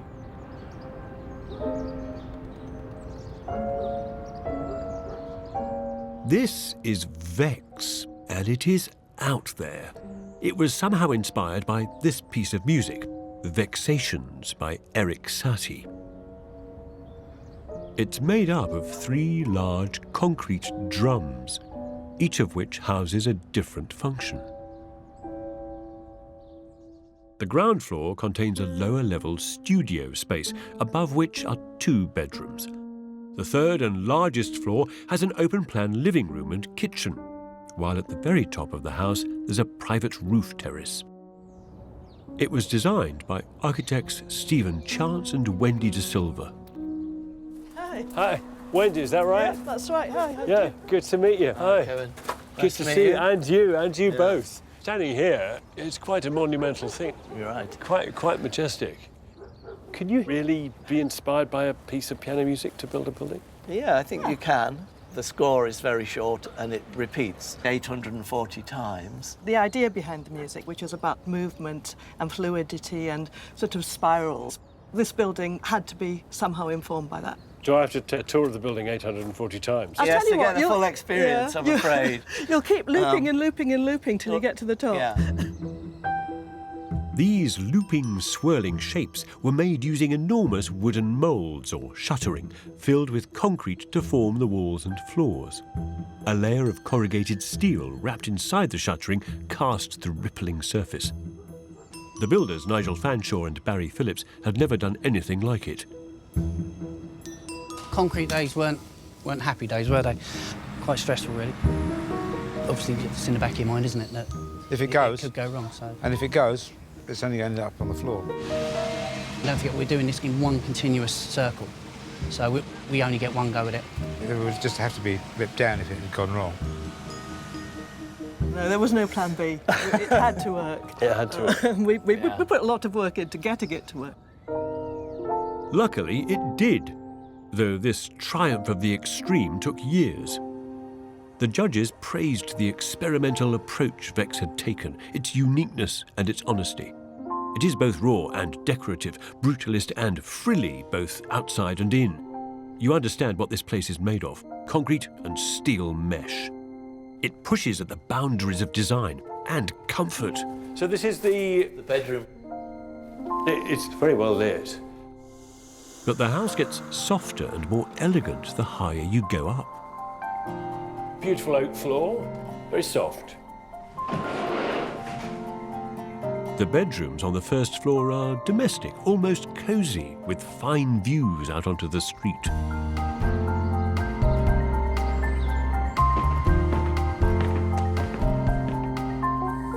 To spiral upwards is like climbing the winding stairs of a medieval cathedral until you reach the top of the tower.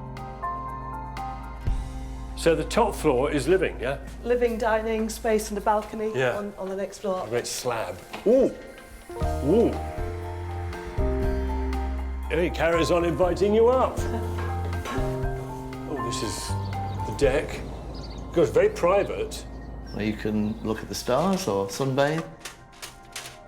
And then we can bring light in, for example, through this roof light here. Oh, yeah. A little oculus. That's nice. It works a bit like a sundial. The sun comes through and you see this sort of circle of sun moving across. You're reminded, of course, of that kind of wheeling nature of the building. Yeah. Yes, true. Wendy and Steve weren't just the architects of this wonderful whirling project. They actually built Vex as developers. So why not just stick some very nice genteel flats up? That's not really what we do. When we act as clients or developers, it's because it creates an opportunity for us to do something that we want to do. We still have to do it within the envelope of funding and making it work and paying the loans back and everything else. But actually, you know, if you set out to do it, you get something extra. It's really quite a rich way of doing it. A one-off bespoke project, so we don't have the fear of having sort of 50 flats to flog or something like that. We've got one completely unique building, and we just need one appreciative person who's going to come along and love it. They haven't found the one appreciative person to buy it quite yet, but they now have tenants, the Hermans, who currently rent the building. They've been living here for 9 months now and have learned to embrace the building's minimalist character. We had to get rid of 80% of our stuff because there's just no storage here. And actually it's a very nice way of decluttering your life. We have a more simple life here. Yeah, much more simple, minimalistic. It works for us. This house is one big experiment for those who live in it and the architects who made it. It's inspired others to be similarly avant-garde, like Scanner, a world-renowned ambient composer who worked with Wendy and Steve to create a piece of music inspired by the building. Wendy videoed the guys pouring the concrete through these giant tubes into the construction, and I thought, it sounds amazing. I've used that original recording and started to play it as notes, and the rhythm comes from them just hammering on something.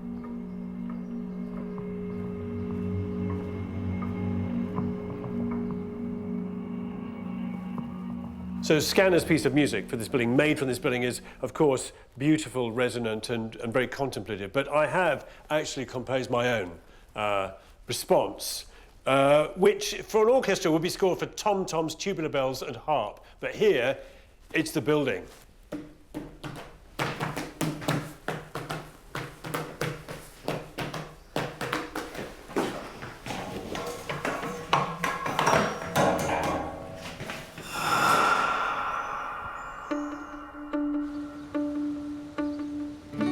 This building has also helped transform the neighbourhood by rescuing a plot that had become an eyesore and rubbish dump.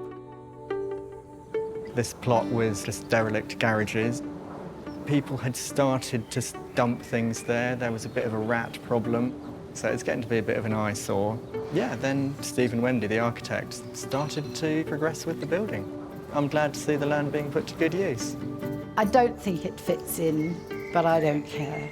I just think how wonderful to have such an interesting building in our street. I just love the fact that somebody has had such a strong vision for the plot and what it could be. I'm quite proud to live opposite, actually.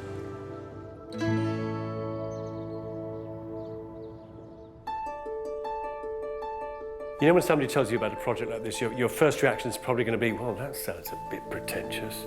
Then you get to explore the building, and there's a moment you discover just how good and exciting and playful it is. They say, don't they, that every great master of their craft must not simply be excellent at what they do, but they should also be able to have fun with it.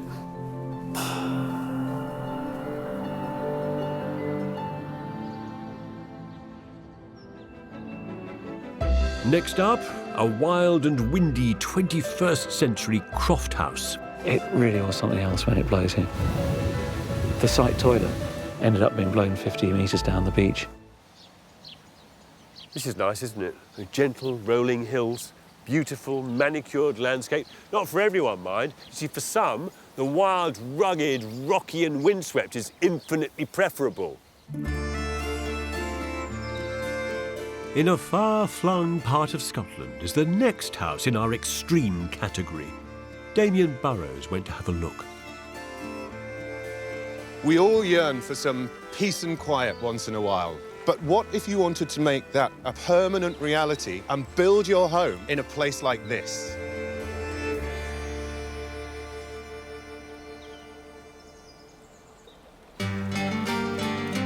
Well, you'd want to build a house like this. Lockside, a quiet, restrained and almost camouflaged home in the wild. It has burnt Scottish larch cladding, dry stone walls.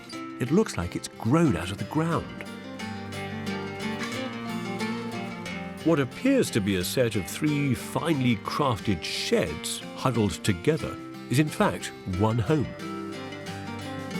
Inside this 21st century croft, there are 2 guest bedrooms, an open-plan kitchen and dining area, a living room that looks out onto the loch, and hidden away at the back of the house is a master bedroom. Lockside was commissioned by Michelle, an artist whose work is inspired by nature and dramatic landscapes. I tend to be drawn to kind of empty, barren places. I just like that sense of freedom that you get. It is a completely different lifestyle living in a place like this. It's quite physically hard work. Michelle, how are you? Good, thank you. To meet Nice you. to meet you. What an incredible house. It doesn't appear like one single dwelling. It's almost like a little community of buildings. Yes, I felt it was important to break it up just so that it sat more comfortably into the landscape. To actually get this house built, I mean, it's an off-track road to actually get to the site. It's so far removed. I think when I first started, I didn't really think about the practicalities too much. I kind of jumped in. I was so enthusiastic about this amazing place. At one point, we did consider bringing things in by sea because it actually would be a lot easier, but it would have worked out too expensive. So in the end, we just designed everything to be small enough to fit onto the back of a trailer to come down the track. And I suppose the whole project really was designed around that problem. And also getting people here, because there's not many local craftsmen. And when we initially tendered, we wanted to get 5 tenders, and we just couldn't get 5 tenders. We ended up with 2. It wasn't easy getting services here either. So the house is completely off-grid, powered by the sun with water pulled up from a borehole. It's a self-sufficient home, and inside... Wow. Off-grid has never looked so pared back and beautiful. White oiled timber, rough textured plaster, and rooms that are delightful and modest.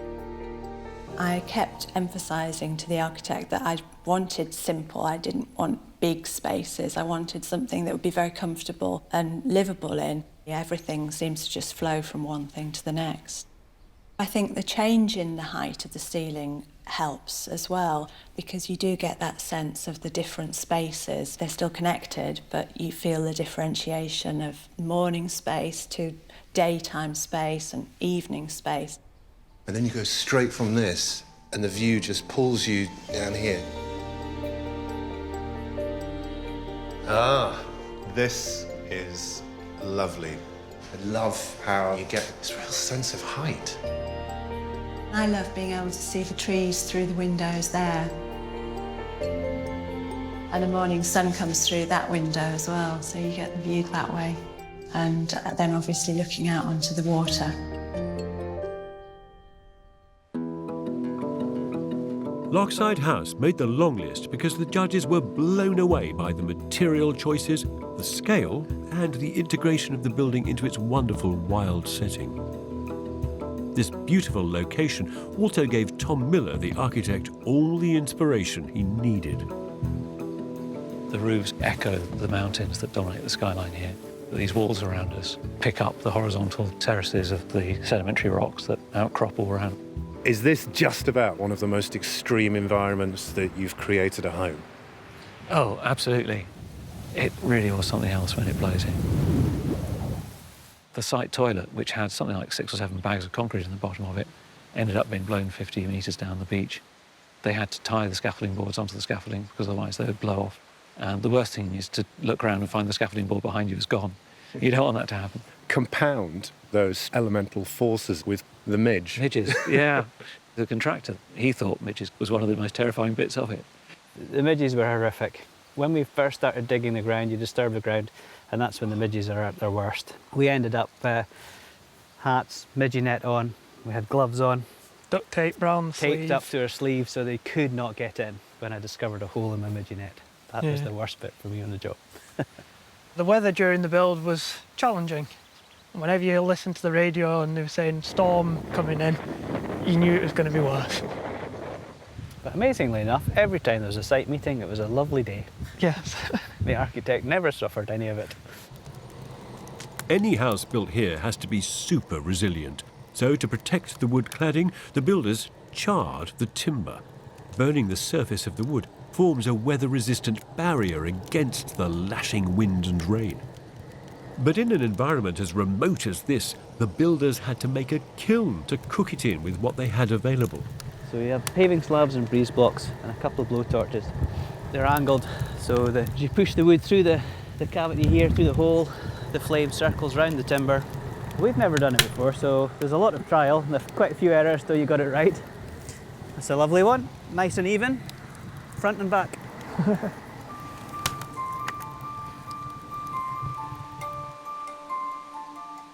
Lockside isn't just where Michelle lives, she also works here too, in a studio a stone's throw from her house.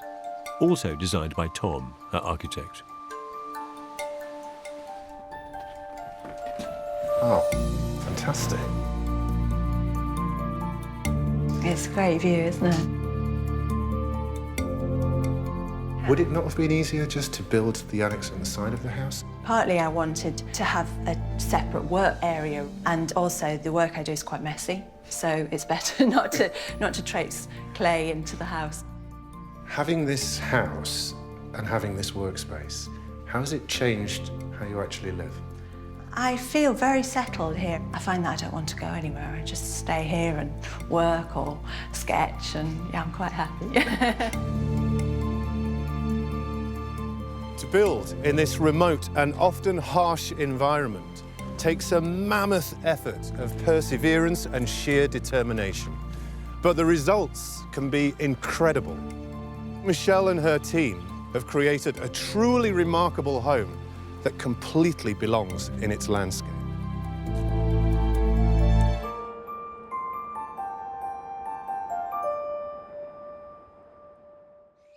You'd be forgiven for thinking that the houses on the long list are the preserve of an exclusive clientele, yeah?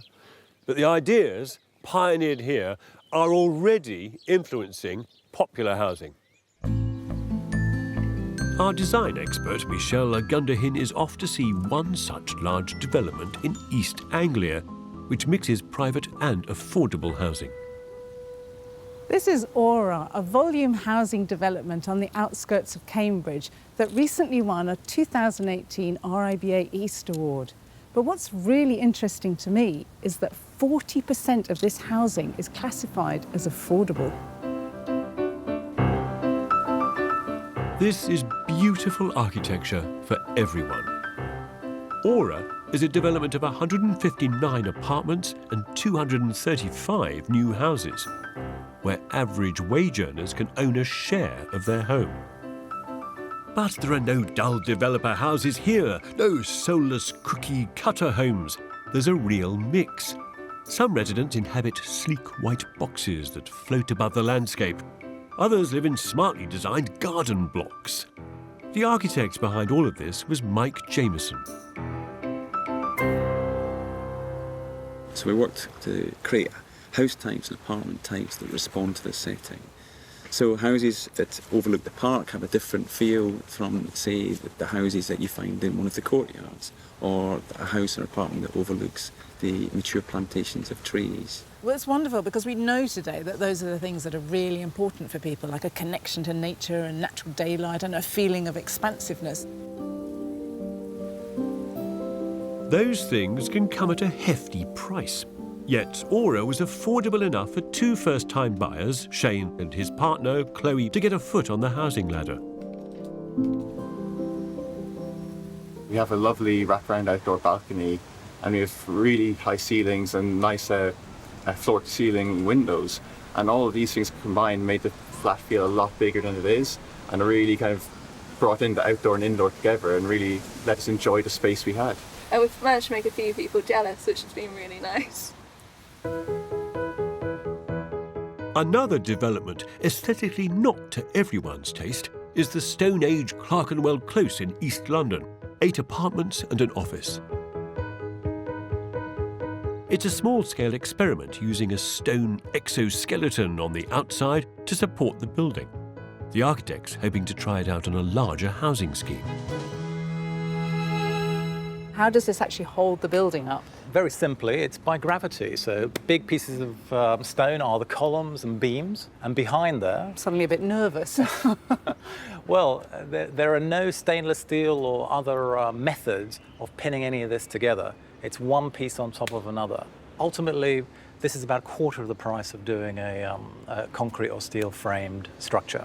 By saving money on the outside, Armin has been able to spend more on the internal fit-out. There's polished concrete and there are oak doors which slide, slot and fold together. Putting the structural support on the outside means more space inside too. Every single detail of this apartment block has been agonised over.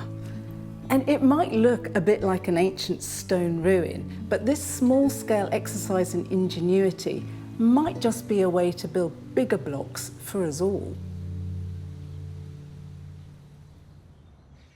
We're almost at the end of our tour of trailblazing houses across the UK. We've got just one more remarkable building to see before we find out which of these homes will be swept up onto the shortlist for the 2018 House of the Year. Taking things to excess can be a really bad idea, can't it? I mean, drinking, eating too much, working too hard. But buildings really benefit from that rigour, obsession, absolute clarity of focus, where every idea is worked through to the most minute of details. I'm just going to close my eyes for a minute. Rigour and obsessiveness are qualities possessed by our next house in Northern Ireland. Outside Belfast, among the gentle rolling hills, something pointy has emerged. Now that is how you cut a shape into the landscape. This is Maison Wedge. Striking, angular, beautiful. It was designed by architect John Lavery. It really started off with this idea as a sculptural object for living in. That's what I wanted to achieve with the project. John has designed the building around a single shape, the wedge. There is the living wedge, with kitchen diner and downstairs sitting area, above which is a lounge for enjoying the views. And then there is the sleeping wedge, with 3 bedrooms. Other wedges of note include a gate wedge, window wedges, a garden wedge, and a patio wedge. Clients for this meticulous and sculptural project are the owners, Denise, a manager in a medical company, and Henry, who works for a local business. When we commit to something, we've seen it through. Well, we're both quite sort of similar that way. We quite like an organised routine. We like to plan things. I do like things to run exactly how they should and make sure that everything is spot on. I've been told I'm more Swiss than the Swiss when it comes to detail. That's fine. I'll take that one. Hey, Henry, how are you? Henry. Hey, How are you? Denise. Nice Good to to meet meet you. The building itself has got such a strong presence, these almost battling angles. What was your original brief to the architect? Push the boundaries as much as possible. We told them, take what you normally do and forget about that and basically Start again. Start again. We didn't want something that was just here. We wanted something that was, I'm here. Here? Henry and Denise were inspired to build the house after living and working abroad in Switzerland for 4 years. It was really about doing something that reflected what we had seen in Switzerland, so we really liked the modern, contemporary architecture. We just like the simplicity of it, the nice, natural, clean lines, the sharp looks. The judges were struck by the energy of the shapes here, and of course loved the careful detailing developed to hide anything that might distract from the building's uncompromising angles. So, no unsightly satellite dishes here. The guttering and pipework have all been cleverly concealed on the roof. And on the inside... Thank you. Oh, wow. What an arrival space. Well, the same extreme hygienic rigour is carried through.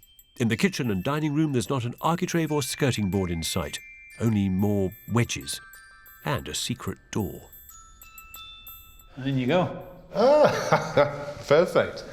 Why hasn't every house got one of these? Yeah, no, it's fantastic. It works really well, and it's nice because we can just hide everything away. And, Great for dinner parties. Yeah, exactly. You can do all the prep out here, and then you just come through to that. You've had enough, you can just close the doors. Job done. Thoughtful design is everywhere in the house. A secret office for Denise in the sleeping wedge. A mezzanine viewing box at the top of the house. And then there's the downstairs toilet. We've tried to keep it nice and light and airy. So again, we've gone against the grain, I guess, putting a nice clear window in. Just give us a loo with a view. You have to take your chances, I guess. All part of the fun in this wild and wonderful, highly personal home. There's plenty for Denise and Henry to enjoy in their own wedge wonderland. And here, great big picture window, and then wedges within wedges. This wedge is credit to our architect's wife. She's also an architect. And we were trying to decide how to finish off this area. And rather than putting in just a flat finish to it, she suggested we stay with the wedge theme. So that's why it is. There's always room for one more. Denise and Henry planned their project for 3 years before they started work. But no sooner had they laid the foundations, disaster struck. Unfortunately, the construction company went into administration after 3 or 4 months. It's quite difficult at the time because obviously everything one day's moving along and then all of a sudden, bang, everything's taken away from you. And we're people, we like being in control, and when everything's moving along, it's great. But then all of a sudden, all we've got is a concrete slab in a field. You're sort of having to think, whoa, you know, where do we go from here? Denise and Henry managed to find a company to take on the project and build their house and difficult-shaped roof. It is a challenging shape, so it's not only sloped as a wedge, but it also has a twist within it as well. To make the wonky wedge shape with a twist, the builders had to cut each piece of timber for the structure individually on site. It took 3 months to make the wedge roofs, the most complicated and technically challenging wedges of all. All the time, I'm hearing wedge, wedge, wedge. The key thing, Damien, was very simple. Why come up with a concept and not try and follow it the whole way right through? So this is a very different house. The concept of maison wedge and this sculptural object for living in had to be followed right down. Not everyone would follow it to this degree, perhaps, but here the rigorous pursuit of one idea has produced a seriously good building. Henry and Denise are the architectural equivalent of storm chasers. They've taken the geometry of the wedge and quite simply gone to town with it, creating an outstanding piece of architecture. Long live the wedge.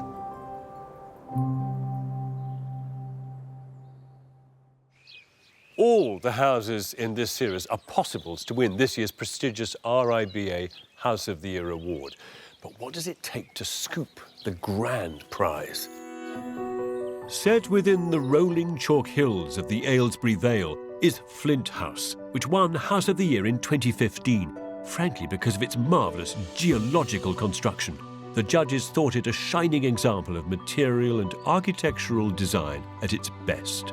It is a building inspired directly by the local geology, in particular a great seam of flint that runs beneath the site. Flint House sits on the Wadston Manor estate and was commissioned by Lord Rothschild. Credit for the beautiful place it is today goes to the architect, Charlotte Skin-Catling. It was her vision to make this building look like a rock coming out of the landscape. It's currently inhabited by the art historian Tom Campbell, who's here on a short-term fellowship scheme. When I first told a friend that I was coming to the Flint House They said, ooh, that's a really uncomfortable building. There are all these sharp edges. You know, you'll have to wear padding. And, you know, when you arrive, it is a very austere, geometric building. But as I've discovered living here, it's not grandiose. The rooms inside are in fact on a very human scale, and they're modest. Low ceilings on the ground floor draw the eye out towards the landscape views. There are almost no doors either, which makes exploring the house an experience in itself. It's not a series of rooms, it's a series of interlocking spaces that draw the eye through and draw you through physically.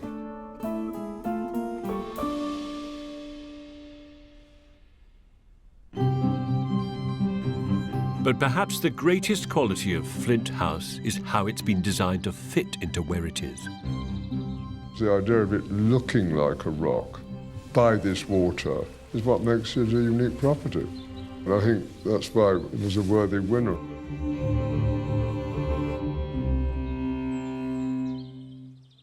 We've seen 4 daring buildings that push at the limits in their different ways, but only 2 can progress. Will it be the big, boxy and beautiful Black House?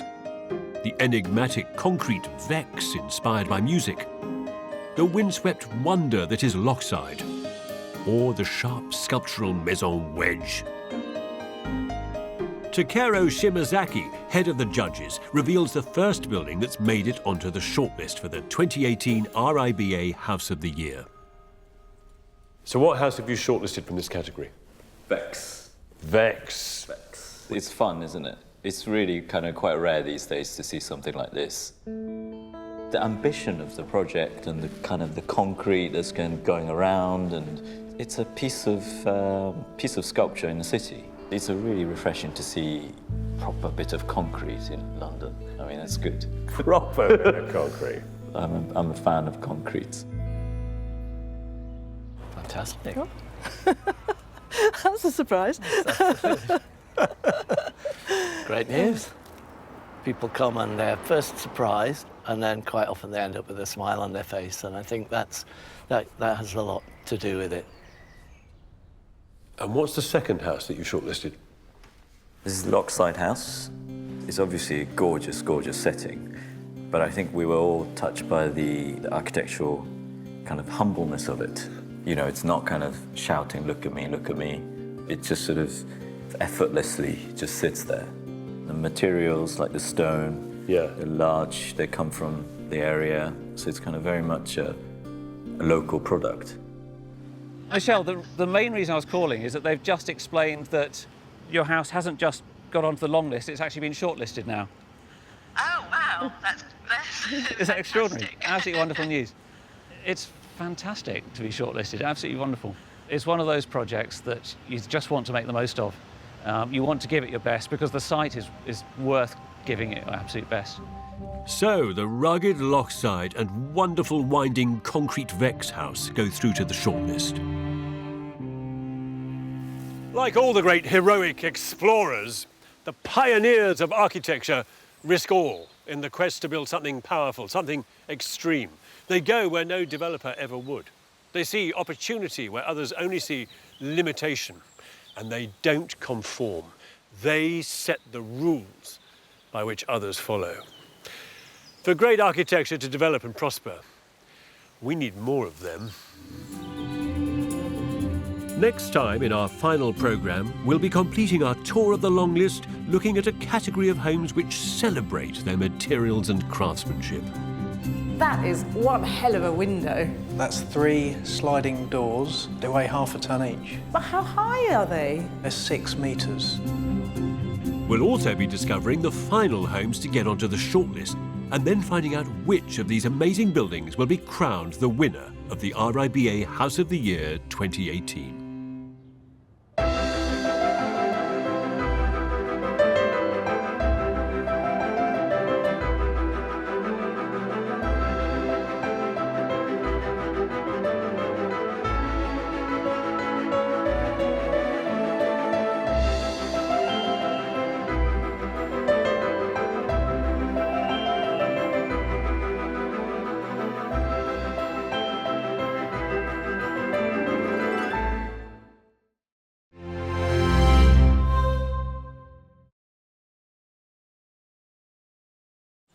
We are a nation obsessed with our homes.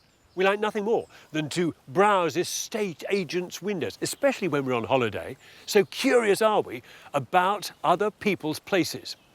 So, once again, you're in luck. We're here to give you a guided tour of the country's finest new homes.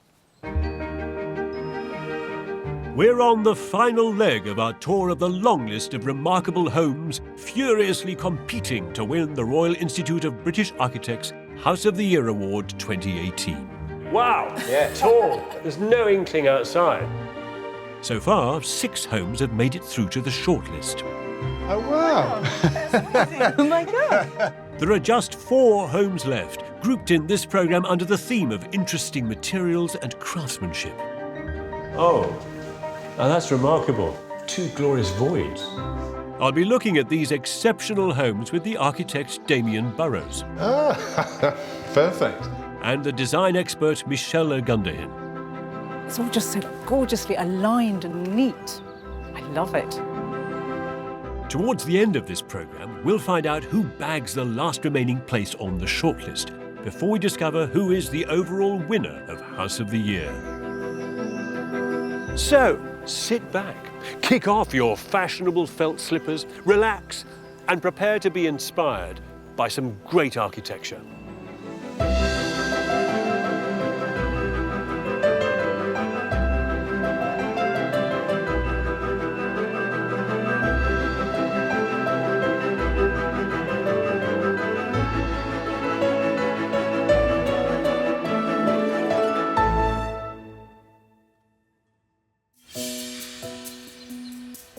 So far, the buildings that have made it onto the shortlist for House of the Year have embraced everything from the magnificent to the sculptural and small scale. There are 2 houses that dared to be different, the zigzag Pheasants and the brazen Red House. There's a pair that embrace extremes, the wild and windswept Lockside and the experimental Vex. And 2 houses with a past, the reinvented barn that is Old Shed New House, and the restored Coastal House. In this programme, we're looking at houses that explore materials and craftsmanship. For them, brick, stone, wood and concrete aren't just the workaday stuff of structure and cladding, but materials to explore and play with, the ingredients for individual and sometimes eccentric expression. So some are well-groomed, snappy dresses with not a hair out of place. Others are wilder, more anarchic, just got out of bed types. It doesn't matter. They're all outstanding pieces of craftsmanship. Our first example of that outstanding craftsmanship is in Barkshire, where materials have been delicately put together to make something magical. Michelle Gunderhin is taking a look. Ooh. It's all just so gorgeously aligned and straight and neat. I love it. This is Barkshire House, a sharply dressed longlister. Everything is poised here, perfectly in place. There are no creases or crumples. It all lines up immaculately. Every room here demonstrates the faultless finesse that impressed the RIBA judges, who found the house a joy to walk through, full of minimal detailing to admire. They called it a shining example of carefully considered, painstakingly crafted architecture. There are 5 bedrooms with a master bedroom on one side and 4 bedrooms on the other. Downstairs, a kitchen, family room and sitting room sit either side of the central hall. Simple. This crafted gem was commissioned by Gary and Sam, who ever since they were young harboured a vision for a beautifully made, clean-cut home. Thank you. When I left college, I worked in a fish factory. I did bricklaying and hod carrying. The dream was to have a very modern, very minimalistic home. It never seemed possible in the early days. We've always had these sort of images in our head as to what it would look like. After 3 years working with their architects, this is the result. the dream of a lifetime writ large, Oh, wow. especially in their great hall. That is one hell of a window. Yeah, actually, that's 3 sliding doors, How high are they? so they're 6 metres. The effect is to draw you magnetically to the vertical views through these double-height glass doors. I can't even begin to imagine how something like that gets winched into place. They're half a tonne each, and it was tough getting them in. Do you know, I was away on business, fortunately, because the thought of it was quite terrifying. But it was so important to us to have so much glass to maximise the view. I was quite happy I wasn't here. The glass doors were made in Switzerland, heat-treated, shatter-tested, and with an almost invisible frame. The nerve-shredding task of installing these whopping panes of glass fell to the builder, Eamon Coyle. The glazed doors are probably the biggest set of doors that I've ever installed. The actual glazing panels themselves, we had to bring those in with a crane on suckers. That was a challenge as well. I can imagine. Overall, the scale of this house is breathtaking. But for a large wooden object in the landscape, it doesn't feel at all oversized or out of place here. There's something tremendously monumental about this building, and yet it doesn't feel massive or heavy. It sits very lightly in its location.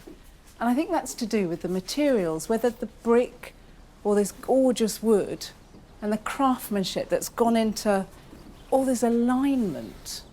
I mean, you feel like you could just sit here for hours. It's just so soothing. This soothing calm radiates through the whole house, even into rooms that you'd expect to be jammed full of stuff. You've managed to keep your kitchen as pristine as the rest of the house. I mean, how are you pulling that off? I've got secret cupboards. Sam is a home economist, but here her favourite place to prepare food is in a cupboard. So I can literally make coffee, make toast, whip up a cake, and then when I'm done, I just shut the door. Shut it all away again. This is the magic electric cupboard. Abracadabra. The tricks just keep on coming. We have a secret bar as well. Shall I show you? Because we do like to have a party. So when you arrive, you open the doors. Fantastic. And off we go. And what does every party house need? Ladies and gents, obviously. This house is constantly full of people, and really nobody wants to queue for the loo, do they?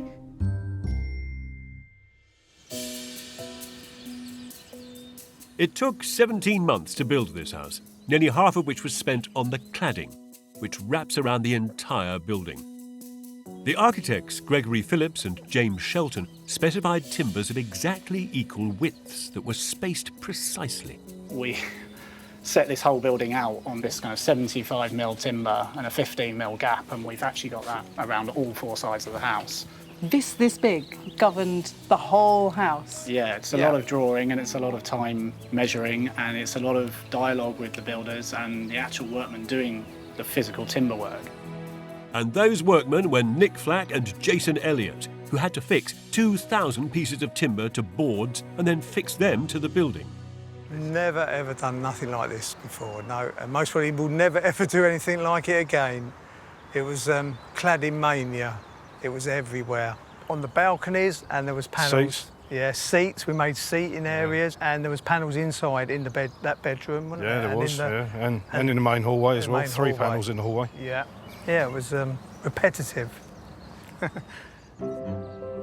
This house couldn't be more different from what was here before, Gary's parents' home. They sold the house to Gary and Sam when they downsized, who then knocked it down. It does sound quite extreme, buying your in-laws' property, knocking it down and building your dream home, but they were so proud of us and they're so thrilled for us, aren't they? And so supportive. I mean, Yeah. they're wonderful.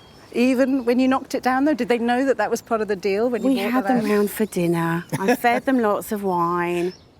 That normally does the trick.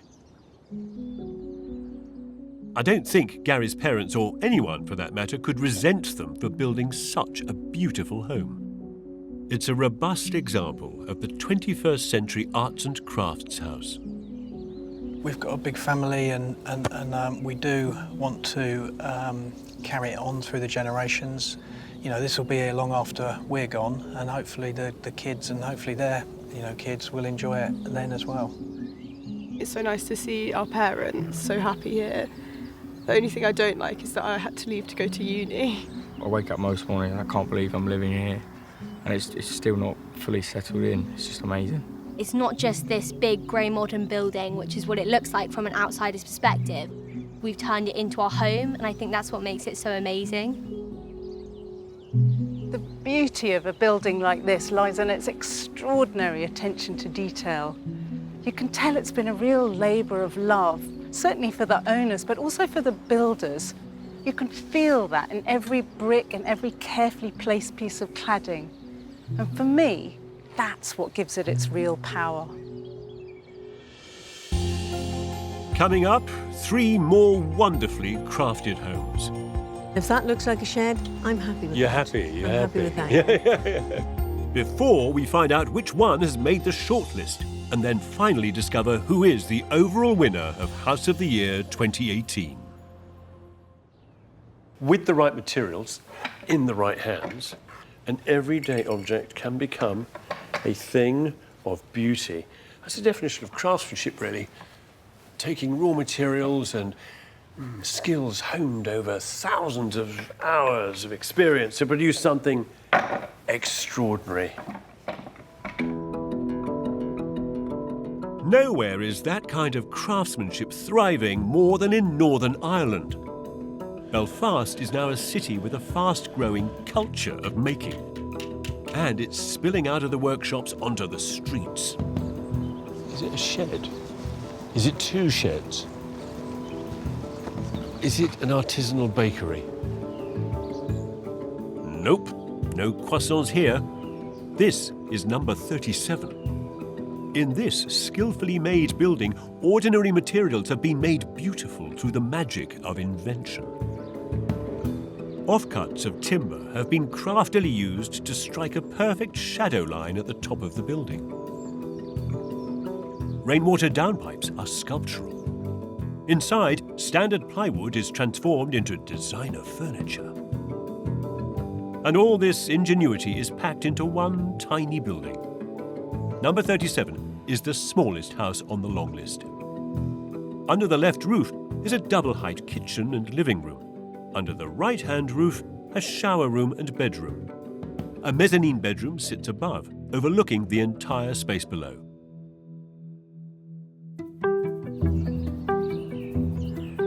Its designers and owners are the husband and wife architects Gráinne and Alistair Cumming, who are planning a radical life change. Our children have left home when they're grown up, and we've decided to effectively downsize and declutter.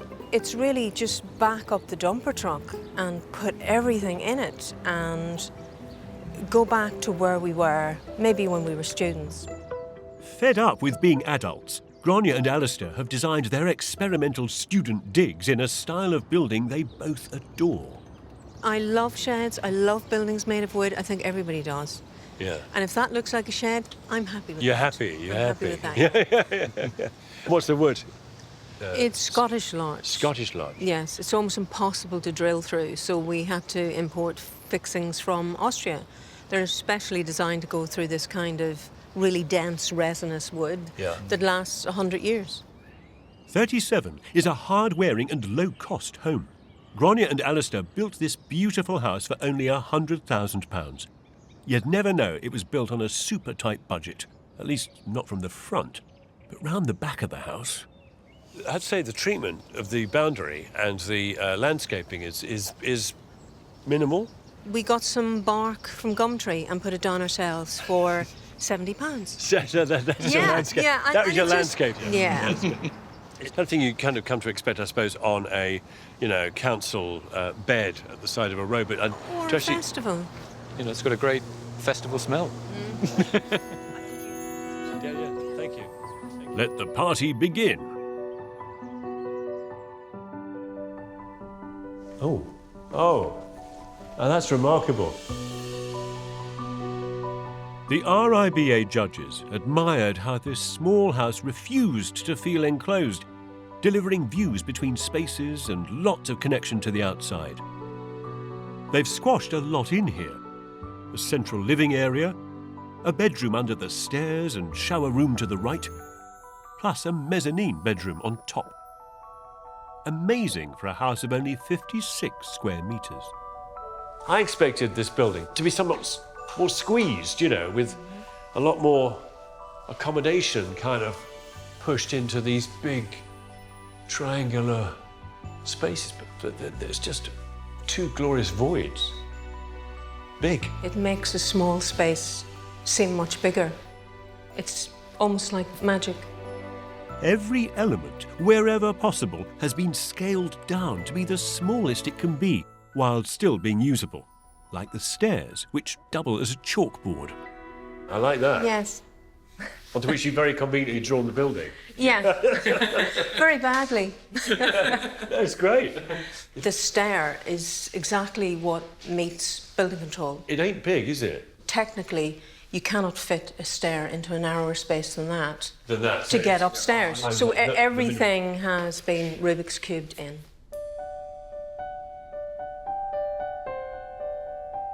There are ideas here which you'd find in so the small apart hotels, and you've kind of designed the central kitchen here, which sort of bleeds into shelving and cupboards.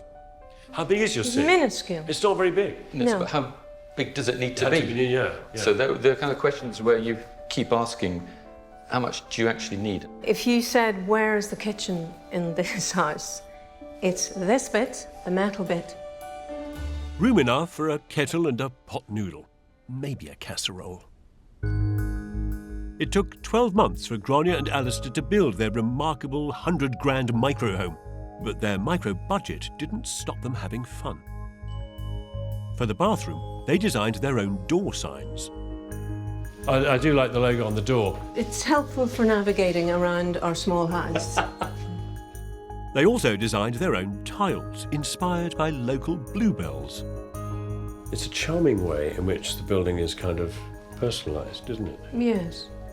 It's a creative way of working within the constraints of our £100,000 budget to do something special there. Yeah, there's something original and made especially for the building. But Yeah. Their creativity works its way into every corner of the house. One single sheet of plywood becomes a multi-purpose work-cum-dining table, designed especially to fit into this small space. This building is designed for downsizing. How little do you need? And you don't have to forego good design, and it can be an uplifting experience on a low budget, and that's what I think we've done here. So, how does this jaunty shack go down with the neighbours? There's a lot of people coming down to look at the house, and people walk their dogs, but, you know, are they really walking their dogs down to the end, you know? I'm just looking at it. Yeah, and cars drive down and come back. Do you like it? Yeah, I do. I really like it. I mean, you would need to like it because it's sort of, from our front living room, we get a view of it. I must say, initially, when this first went up, we began to have a reservation. I thought, oh, it's just going to be a great shed. What are they going to do with it? But I think we've been won over because it is original, it's different. Could you imagine yourself ever living in a building like that, or? Can I imagine it? It might not be my first choice, I have to say. But... Number 37 is a little wooden building where simple materials are used to create the experience you might expect from a much bigger, more expensive house. This is a modest home. It delivers everything it has to just the right level. It is the just enough home. And we don't have enough of those.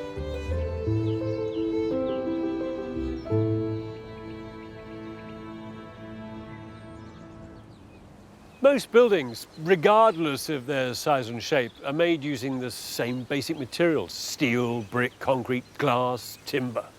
The building blocks of all our homes, literally. But it's not just the materials in themselves that matter. It's what you do with them that counts. Our next house does things I'd never thought possible with its simple materials in the most unexpected of guises. Damien Burrows has found our next long lister on this traditional suburban street in Surrey. This is Oatlands. You sure this is the right address? An old 1930s house, red brick, tile roof. It doesn't look like a cutting-edge piece of architecture. Hi, is it Barry and Rosie? Hello, Yes, it yes. is. Wondering if I'd got the right place. In you come. Ah, that's more like it. Oh, wow. Bang, it's amazing. Discouraged by the planners from changing the front, Barry and Rosie have gone to town at the back, crafting simple materials like pale brick, glass and wood to make a somewhat radical extension that is the essence of cool and minimal. There's a sleek sitting room, a new bright kitchen, and cool, calm playroom.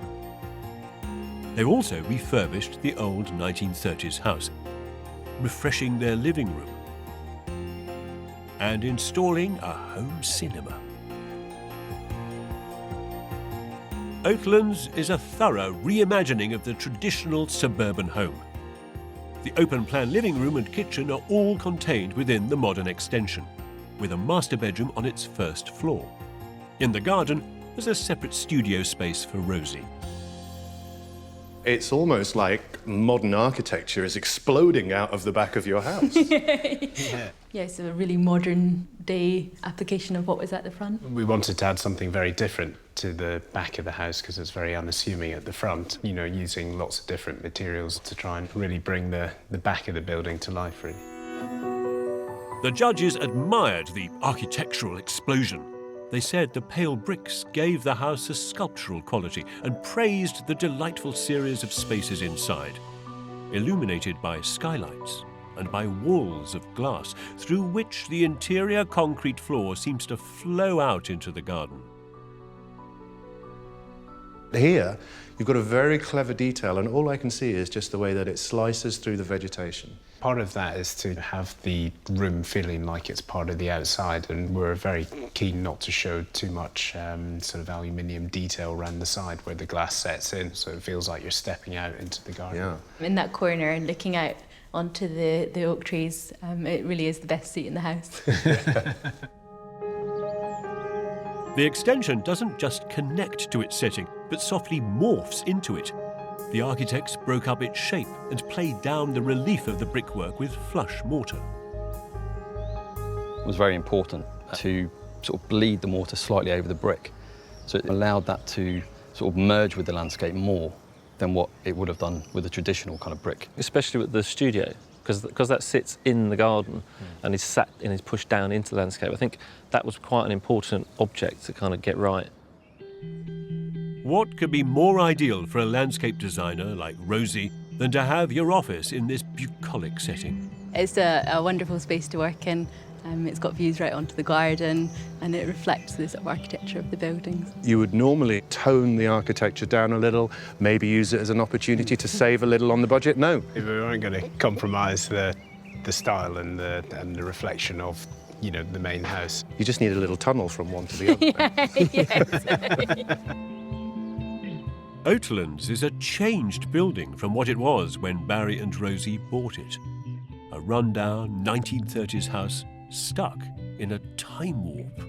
The same family were living here for about 80 years, so the whole building had been untouched in its original state. There is one radiator in the place. The floors and the main parts were built up through the different decades, so underneath it had the sort of fake black and white thing, marble, and then magnolia carpet. It finished on paisley. That's right, paisley floor strata. Yes, it was. The work at Oatlands exploits the best of the old house and connects it better to the garden, opening up views that weren't there before. But all this remarkable design still remains hidden behind its old 1930s facade.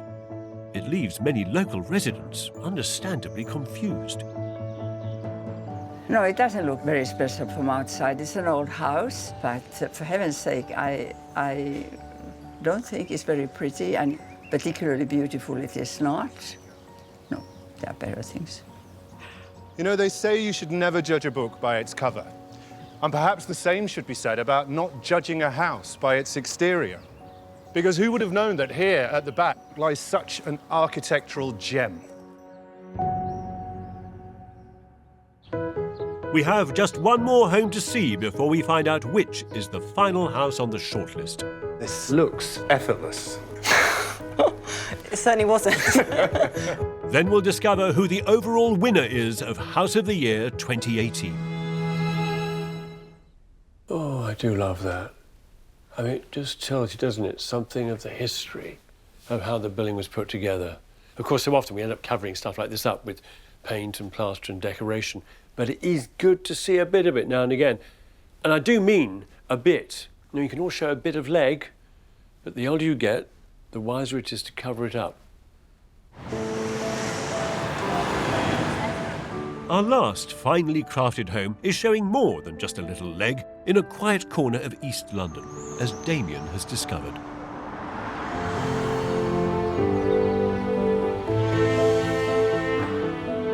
This is the Maker's House. It has daring flashes of plywood and naked steel supports on the outside.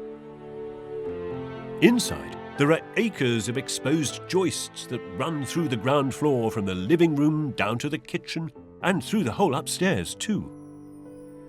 This house puts the materials it's made with on show. Set over 4 floors, the Maker's House has a split-level living room and a kitchen at lower ground level. On the first floor, there are 2 bedrooms with ensuite bathrooms and 2 more bedrooms on the second floor. Oh, and there's a cinema room in the basement. The architects who made the marvellously eccentric Maker's House are the husband and wife team of Sophie Goldhill and David Liddicote. Hi. Hi, Damien. Sophie, how are you? Good, thank you. Hi, David. Good to meet you. Yeah. The first thing that strikes you is the materials. This great big steel column and the bronze elements that are coursing through the brickwork. What was the thought process behind that? I think we want to feel as though you could look at any given part and realise how it was made. You can see every process and every bit of work that's gone into it. And we're stood here looking at this wonderful house, and I can't help but overhear the seashells crunching underneath my feet. Yeah. Where most people would have normally put gravel or slate down. It's a totally incongruous thing, isn't it? We just sort of saw them piled up and wondered, could we use them? Wow. And you can. I think they're a really nice addition to the house. If you think seashells are out there... Oh, this space is incredible. The inside is a madcap collection of exposed, finely crafted materials. Long Danish bricks have been combined with everyday curbstones. Structural braces are exposed like decorative tracery. And the majestic steel frame is celebrated. This looks effortless. It certainly wasn't. Every single piece was a slightly different size. There's nothing really sort of standard about how any part of it was put together. Everything had to be square and true and straight. So we had to spend a long time strapping up the frame, hitting it with sledgehammers. Yeah. We were working 10-hour days on site, going back and drawing in the evening, and I think it was extremely stressful and very all-consuming. But their sweat and grind wasn't lost on the judges, who praised the house for the exposed materials and sheer inventiveness. Nowhere better seen than in the living room, where Sophie and David installed a giant net to stop people falling down the stairs to the basement. I think it's something like 25 quid. £25 for a whole balustrade in a house like this is not bad going, is it? Does it work? Is it safe? Yeah, have a go. Have a go? Yeah. One way to find out. It's quite unnerving, isn't it? Yeah. I love the fact that it's got that little bit of bounce to it as well. Yeah. It's a really fun idea. It's a great place to lean against when you've had a few drinks at a party. Yeah. So. Wake up in the morning. Exactly, still pinned in place. Yeah. The giant bargain balustrade was originally going to be glass, but Sophie and David changed their minds.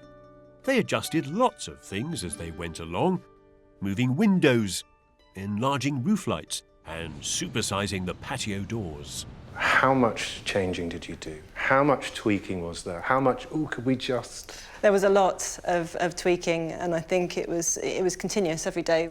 We were just changing things as frequently as we could. Which can't have gone down well with everyone on site. You must have been pulling your hair out at some point. Yeah, almost constantly. Yeah, it's daily. I'm not bored by the end of it, actually. Did you ever get design changes through and you were just like, why? Well, I think most of the time you're kind of presented with the headache of how to actually kind of make it happen and kind of corral everybody to do it as well, which is maybe slightly more difficult. Not that it's ever easy to wrangle a new building in dense built-up areas like this. To squeeze their house into its tight space, Sophie and David angled the roof so as not to block their neighbour's light. And to cover their giant mansard half roof, they needed a flexible material, zinc. It comes on a roll. It can be cut to any length, crimped and shaped to the building. The fact that it's only a few millimetres thick and it's quite malleable means you can bend it into different shapes and design something that does appear kind of almost sort of impossibly light. The zinc roof was one of the most expensive components, but by doing a lot of the work themselves, Sophie and David were able to save money. On the first floor, they've reused and restored an old wooden parquet floor from an old bus depot. It arrived looking very old. Every single block was covered in bitumen from when it was glued down in its previous life, and that involved heating up each one by one and scraping off the back, which the first few seems like a good idea, but once you've done 40,000 of them or whatever it was... We sort of had a target of getting through 3 boxes a night, so and that equated to about... We weren't going out much at that time. 6 bottles of beer could get us through. When you tell that story now, you can't help but look at this floor and see the love and patience that's gone into it. There's a lot of love and a lot of patience that gone into it, so... I think Sophie and David have crafted a breathtaking piece of architecture here, one they were planning to live in. However, once they were expecting their second child, they decided to leave London and put the house up for sale, which sold quickly to Abhishek and Valentina after just 6 weeks on the market. You're looking at this incredible space that had wonderful materials that made me feel really comfortable immediately. The fact that it feels a bit raw is what we like. And as soon as we came in, we're like, love it. Making it up as you go along isn't usually the recipe for success when you're doing your own home. But David and Sophie's approach has produced something brilliant, extraordinary even. A house that's innovative, beautifully crafted, and an absolute delight. So, that's the last of our homes that delight in materials and craftsmanship. We've seen Berkshire House, a painstakingly built family home that's here to last. Number 37, a little black number, larch-clad and crafted on a ludicrously small budget. Oatlands, a modern extension bursting out the back of a 1930s suburban semi. And then there's the Maker's House, a masterpiece of inventive design. 4 beautifully crafted homes, but which one of them do the RIBA judges think worthy of a place on the shortlist? Takero Shimazaki, head of the judging panel, has the verdict. So which of the projects have you shortlisted? So it's the Maker's House. Right, yeah. What we found really interesting is this kind of bespokeness of it all, and that everything was an experiment. Every bit of detail is actually unusual, quite unique. I thought that combination was brave, and it's somewhat unusual today, where we do see a lot of bog standard boxes. What's exciting about this is the unexpectedness of materials appearing. So you've got this kind of red post as you enter, this kind of slim brickwork, the metal roofing. There's a lot to cope with. Yeah, but a modicum of discipline in there at the same time. No, very well managed. Wow. That's amazing. Gosh, yeah. That's really cool. Yeah. Well, there's some amazing buildings on the list as well, so that's a really it's a real privilege. big privilege. Yeah. Wow. Gobsmacked, I think. So Maker's House, with its exposed materials and rather daring construction, is the last of our homes to make it onto the shortlist of 7. But only one can be crowned House of the Year 2018. 7 diverse houses from all over the country, all of them magical and remarkable. But which one of these homes on the shortlist will be the winner? You're probably wondering what makes a winning house. Is it the hard work, the grit and determination that went into making it? Is it the ingenuity of the design, the ambition of the project? Or is it the beauty of how the building sits in its surroundings? In fact, does it enhance even the place where it is?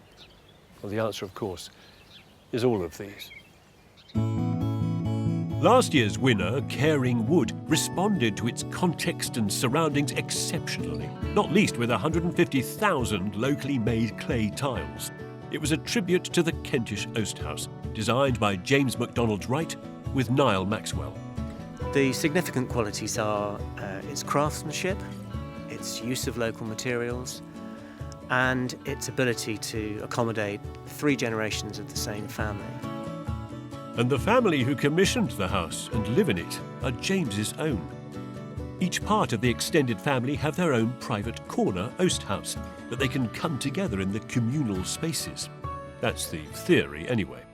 The children don't really care too much where they sleep, so they'll completely ignore, the fact that, there are different families and different oasts. The children will sort of charge into the bedroom without any concern whatsoever.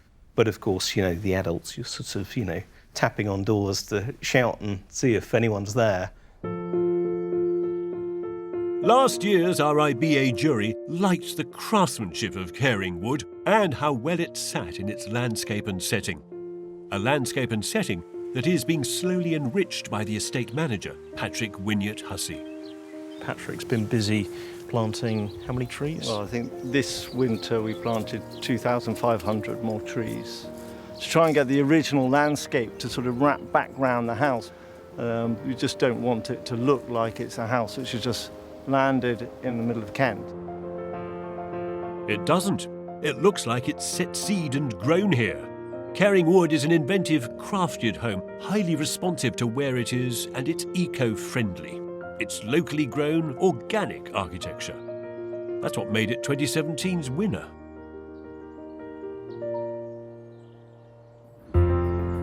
So who will scoop the grand prize this year? Could it be Red House, a cheeky little number that's a marvel of intricate layout at the end of the terrace? Or Lockside House, the off-grid crofter's cottage in far-flung Scotland? It might be Coastal House in Devon, reborn from a tired old wreck. Or the geometrical and powerful Pheasants on the banks of the Thames. Old Shed New House might win for its mix of the agricultural and fantastical. But so might Vex, a magical tower of wavering ellipses. Or it could be the Maker's House, a playful, ingenious experiment in exposed materials. So, no easy task to pick a winner from this range of remarkable buildings. That difficult job falls to the panel of judges. I'm looking for a project that does something different. You're trying to measure apples against pears and sometimes turnips. It's getting trickier and trickier the more houses we see, yes. It's always really difficult to choose, so we've got a very difficult task ahead of us.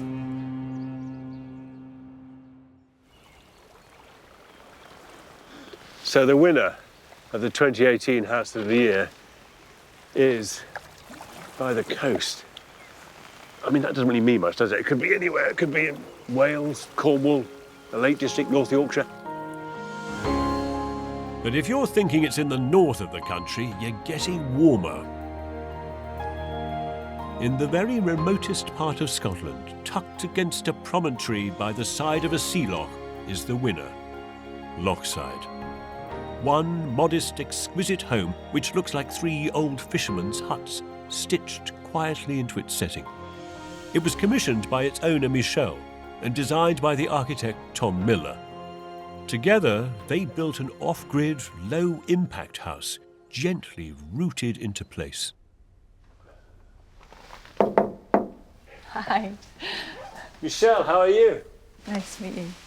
Tom, how are you? Hello, nice to meet you. Yeah, and you. And look, first of all, congratulations to you both. Thank you very, very much. I mean, wonderful news, I think, and a really worthy winner. Thank you. You know, very It's really surprised. exciting. It's not a big, obvious project, this one, so it's lovely that they kind of noticed and saw what we were trying to do. Yeah, exactly. I mean, you didn't set out to commission an award-winning piece of architecture. You just wanted a house. I just wanted That was somewhere your- that I yeah. loved. I was more concerned with getting it right than just brushing it, really. Well, slow cook, and maybe all the better for it. I remember getting that email through with a photograph of a piece of seaweed and a mussel shell saying, these are the colours for the roof light and the chimney. Michelle was spending time here, living it, looking at colours, looking at the stuff around her, looking at the textures and working that into the building. That slow cook research paid off. This building seems so charmingly at one with its place. It was even built from local materials by local people. It doesn't shout, but it smiles. It asks you politely to quietly listen to it and to quietly enjoy the sequence of spaces that unfold. So you pass from one box to another almost, from one building into another. Yeah.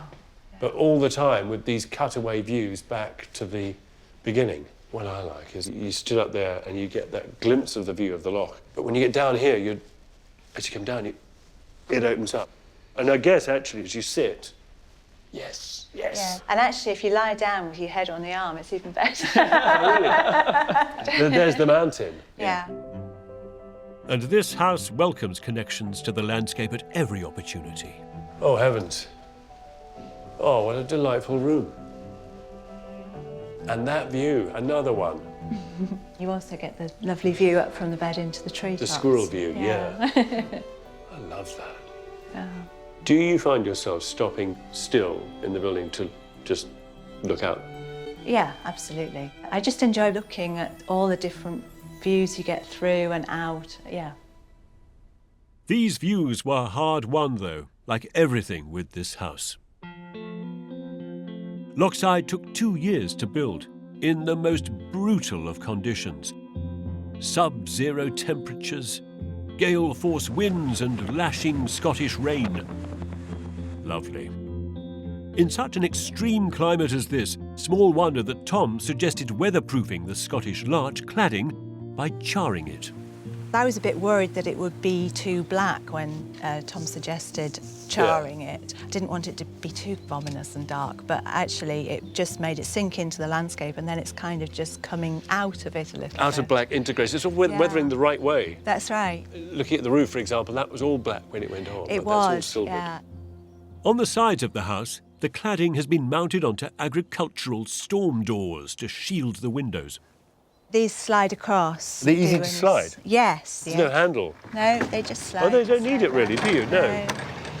That's nice. So it's That's also lovely. effectively the curtains. So that's your bedroom in there with an external curtain. That's right, yeah. But you can see how much more charred underneath. Oh, it is yeah, as well. yeah. This was, I get you, yeah. Michelle can close this house down at night in winter and feel fully protected and cocooned. In summer, she can open the place up, entertain and use the terraces. It's lovely to have the big deck out there for drinkies. Thing is, it's doing so much more. That wall, that heavy masonry wall with those little returns, is an almost exact reproduction of the plan of this room. It's pushed out to suggest that there's much more space, that the building itself has somehow kind of pushed out into the landscape. It's not a gin and tonic deck, it's a Scotch and saltwater deck. Salty, poetic, quiet, and a little rough around the edges, and so utterly beautiful for it. A crofter's cottage for the modern age, which bewitched the judges chaired by Takeru Shimazaki. So I'm very curious to know why this project won. It's highly ambitious, but it's not obsessive in a sense that it's not a beautiful object for the sake of it. There's this incredible relationship between the dining space and the sunken living space and the woods and the lake. It's impossible to separate it, isn't it, from the quality of the place? Absolutely, yeah. I mean, it's a down-to-earth, literally down-to-earth project. It was this love of the remarkable place that drove Michelle to build Lockside. I wanted to do something modern and something different, but at the same time it was important that it was right for the landscape. It's gratifying to feel that people appreciate what we've tried to do. It would have been so easy, wouldn't it, to have built a big bling thing on this site. But then, of course, it wouldn't have won. As Tom says, this building has been tailored to its site. It's been stitched and woven, seamed into the tapestry of this place, and it is so much the better for it. It's the kind of architecture that we can all easily love, the kind of architecture we can all easily learn from. And it's actually a way of building that we in Britain are getting really very good at.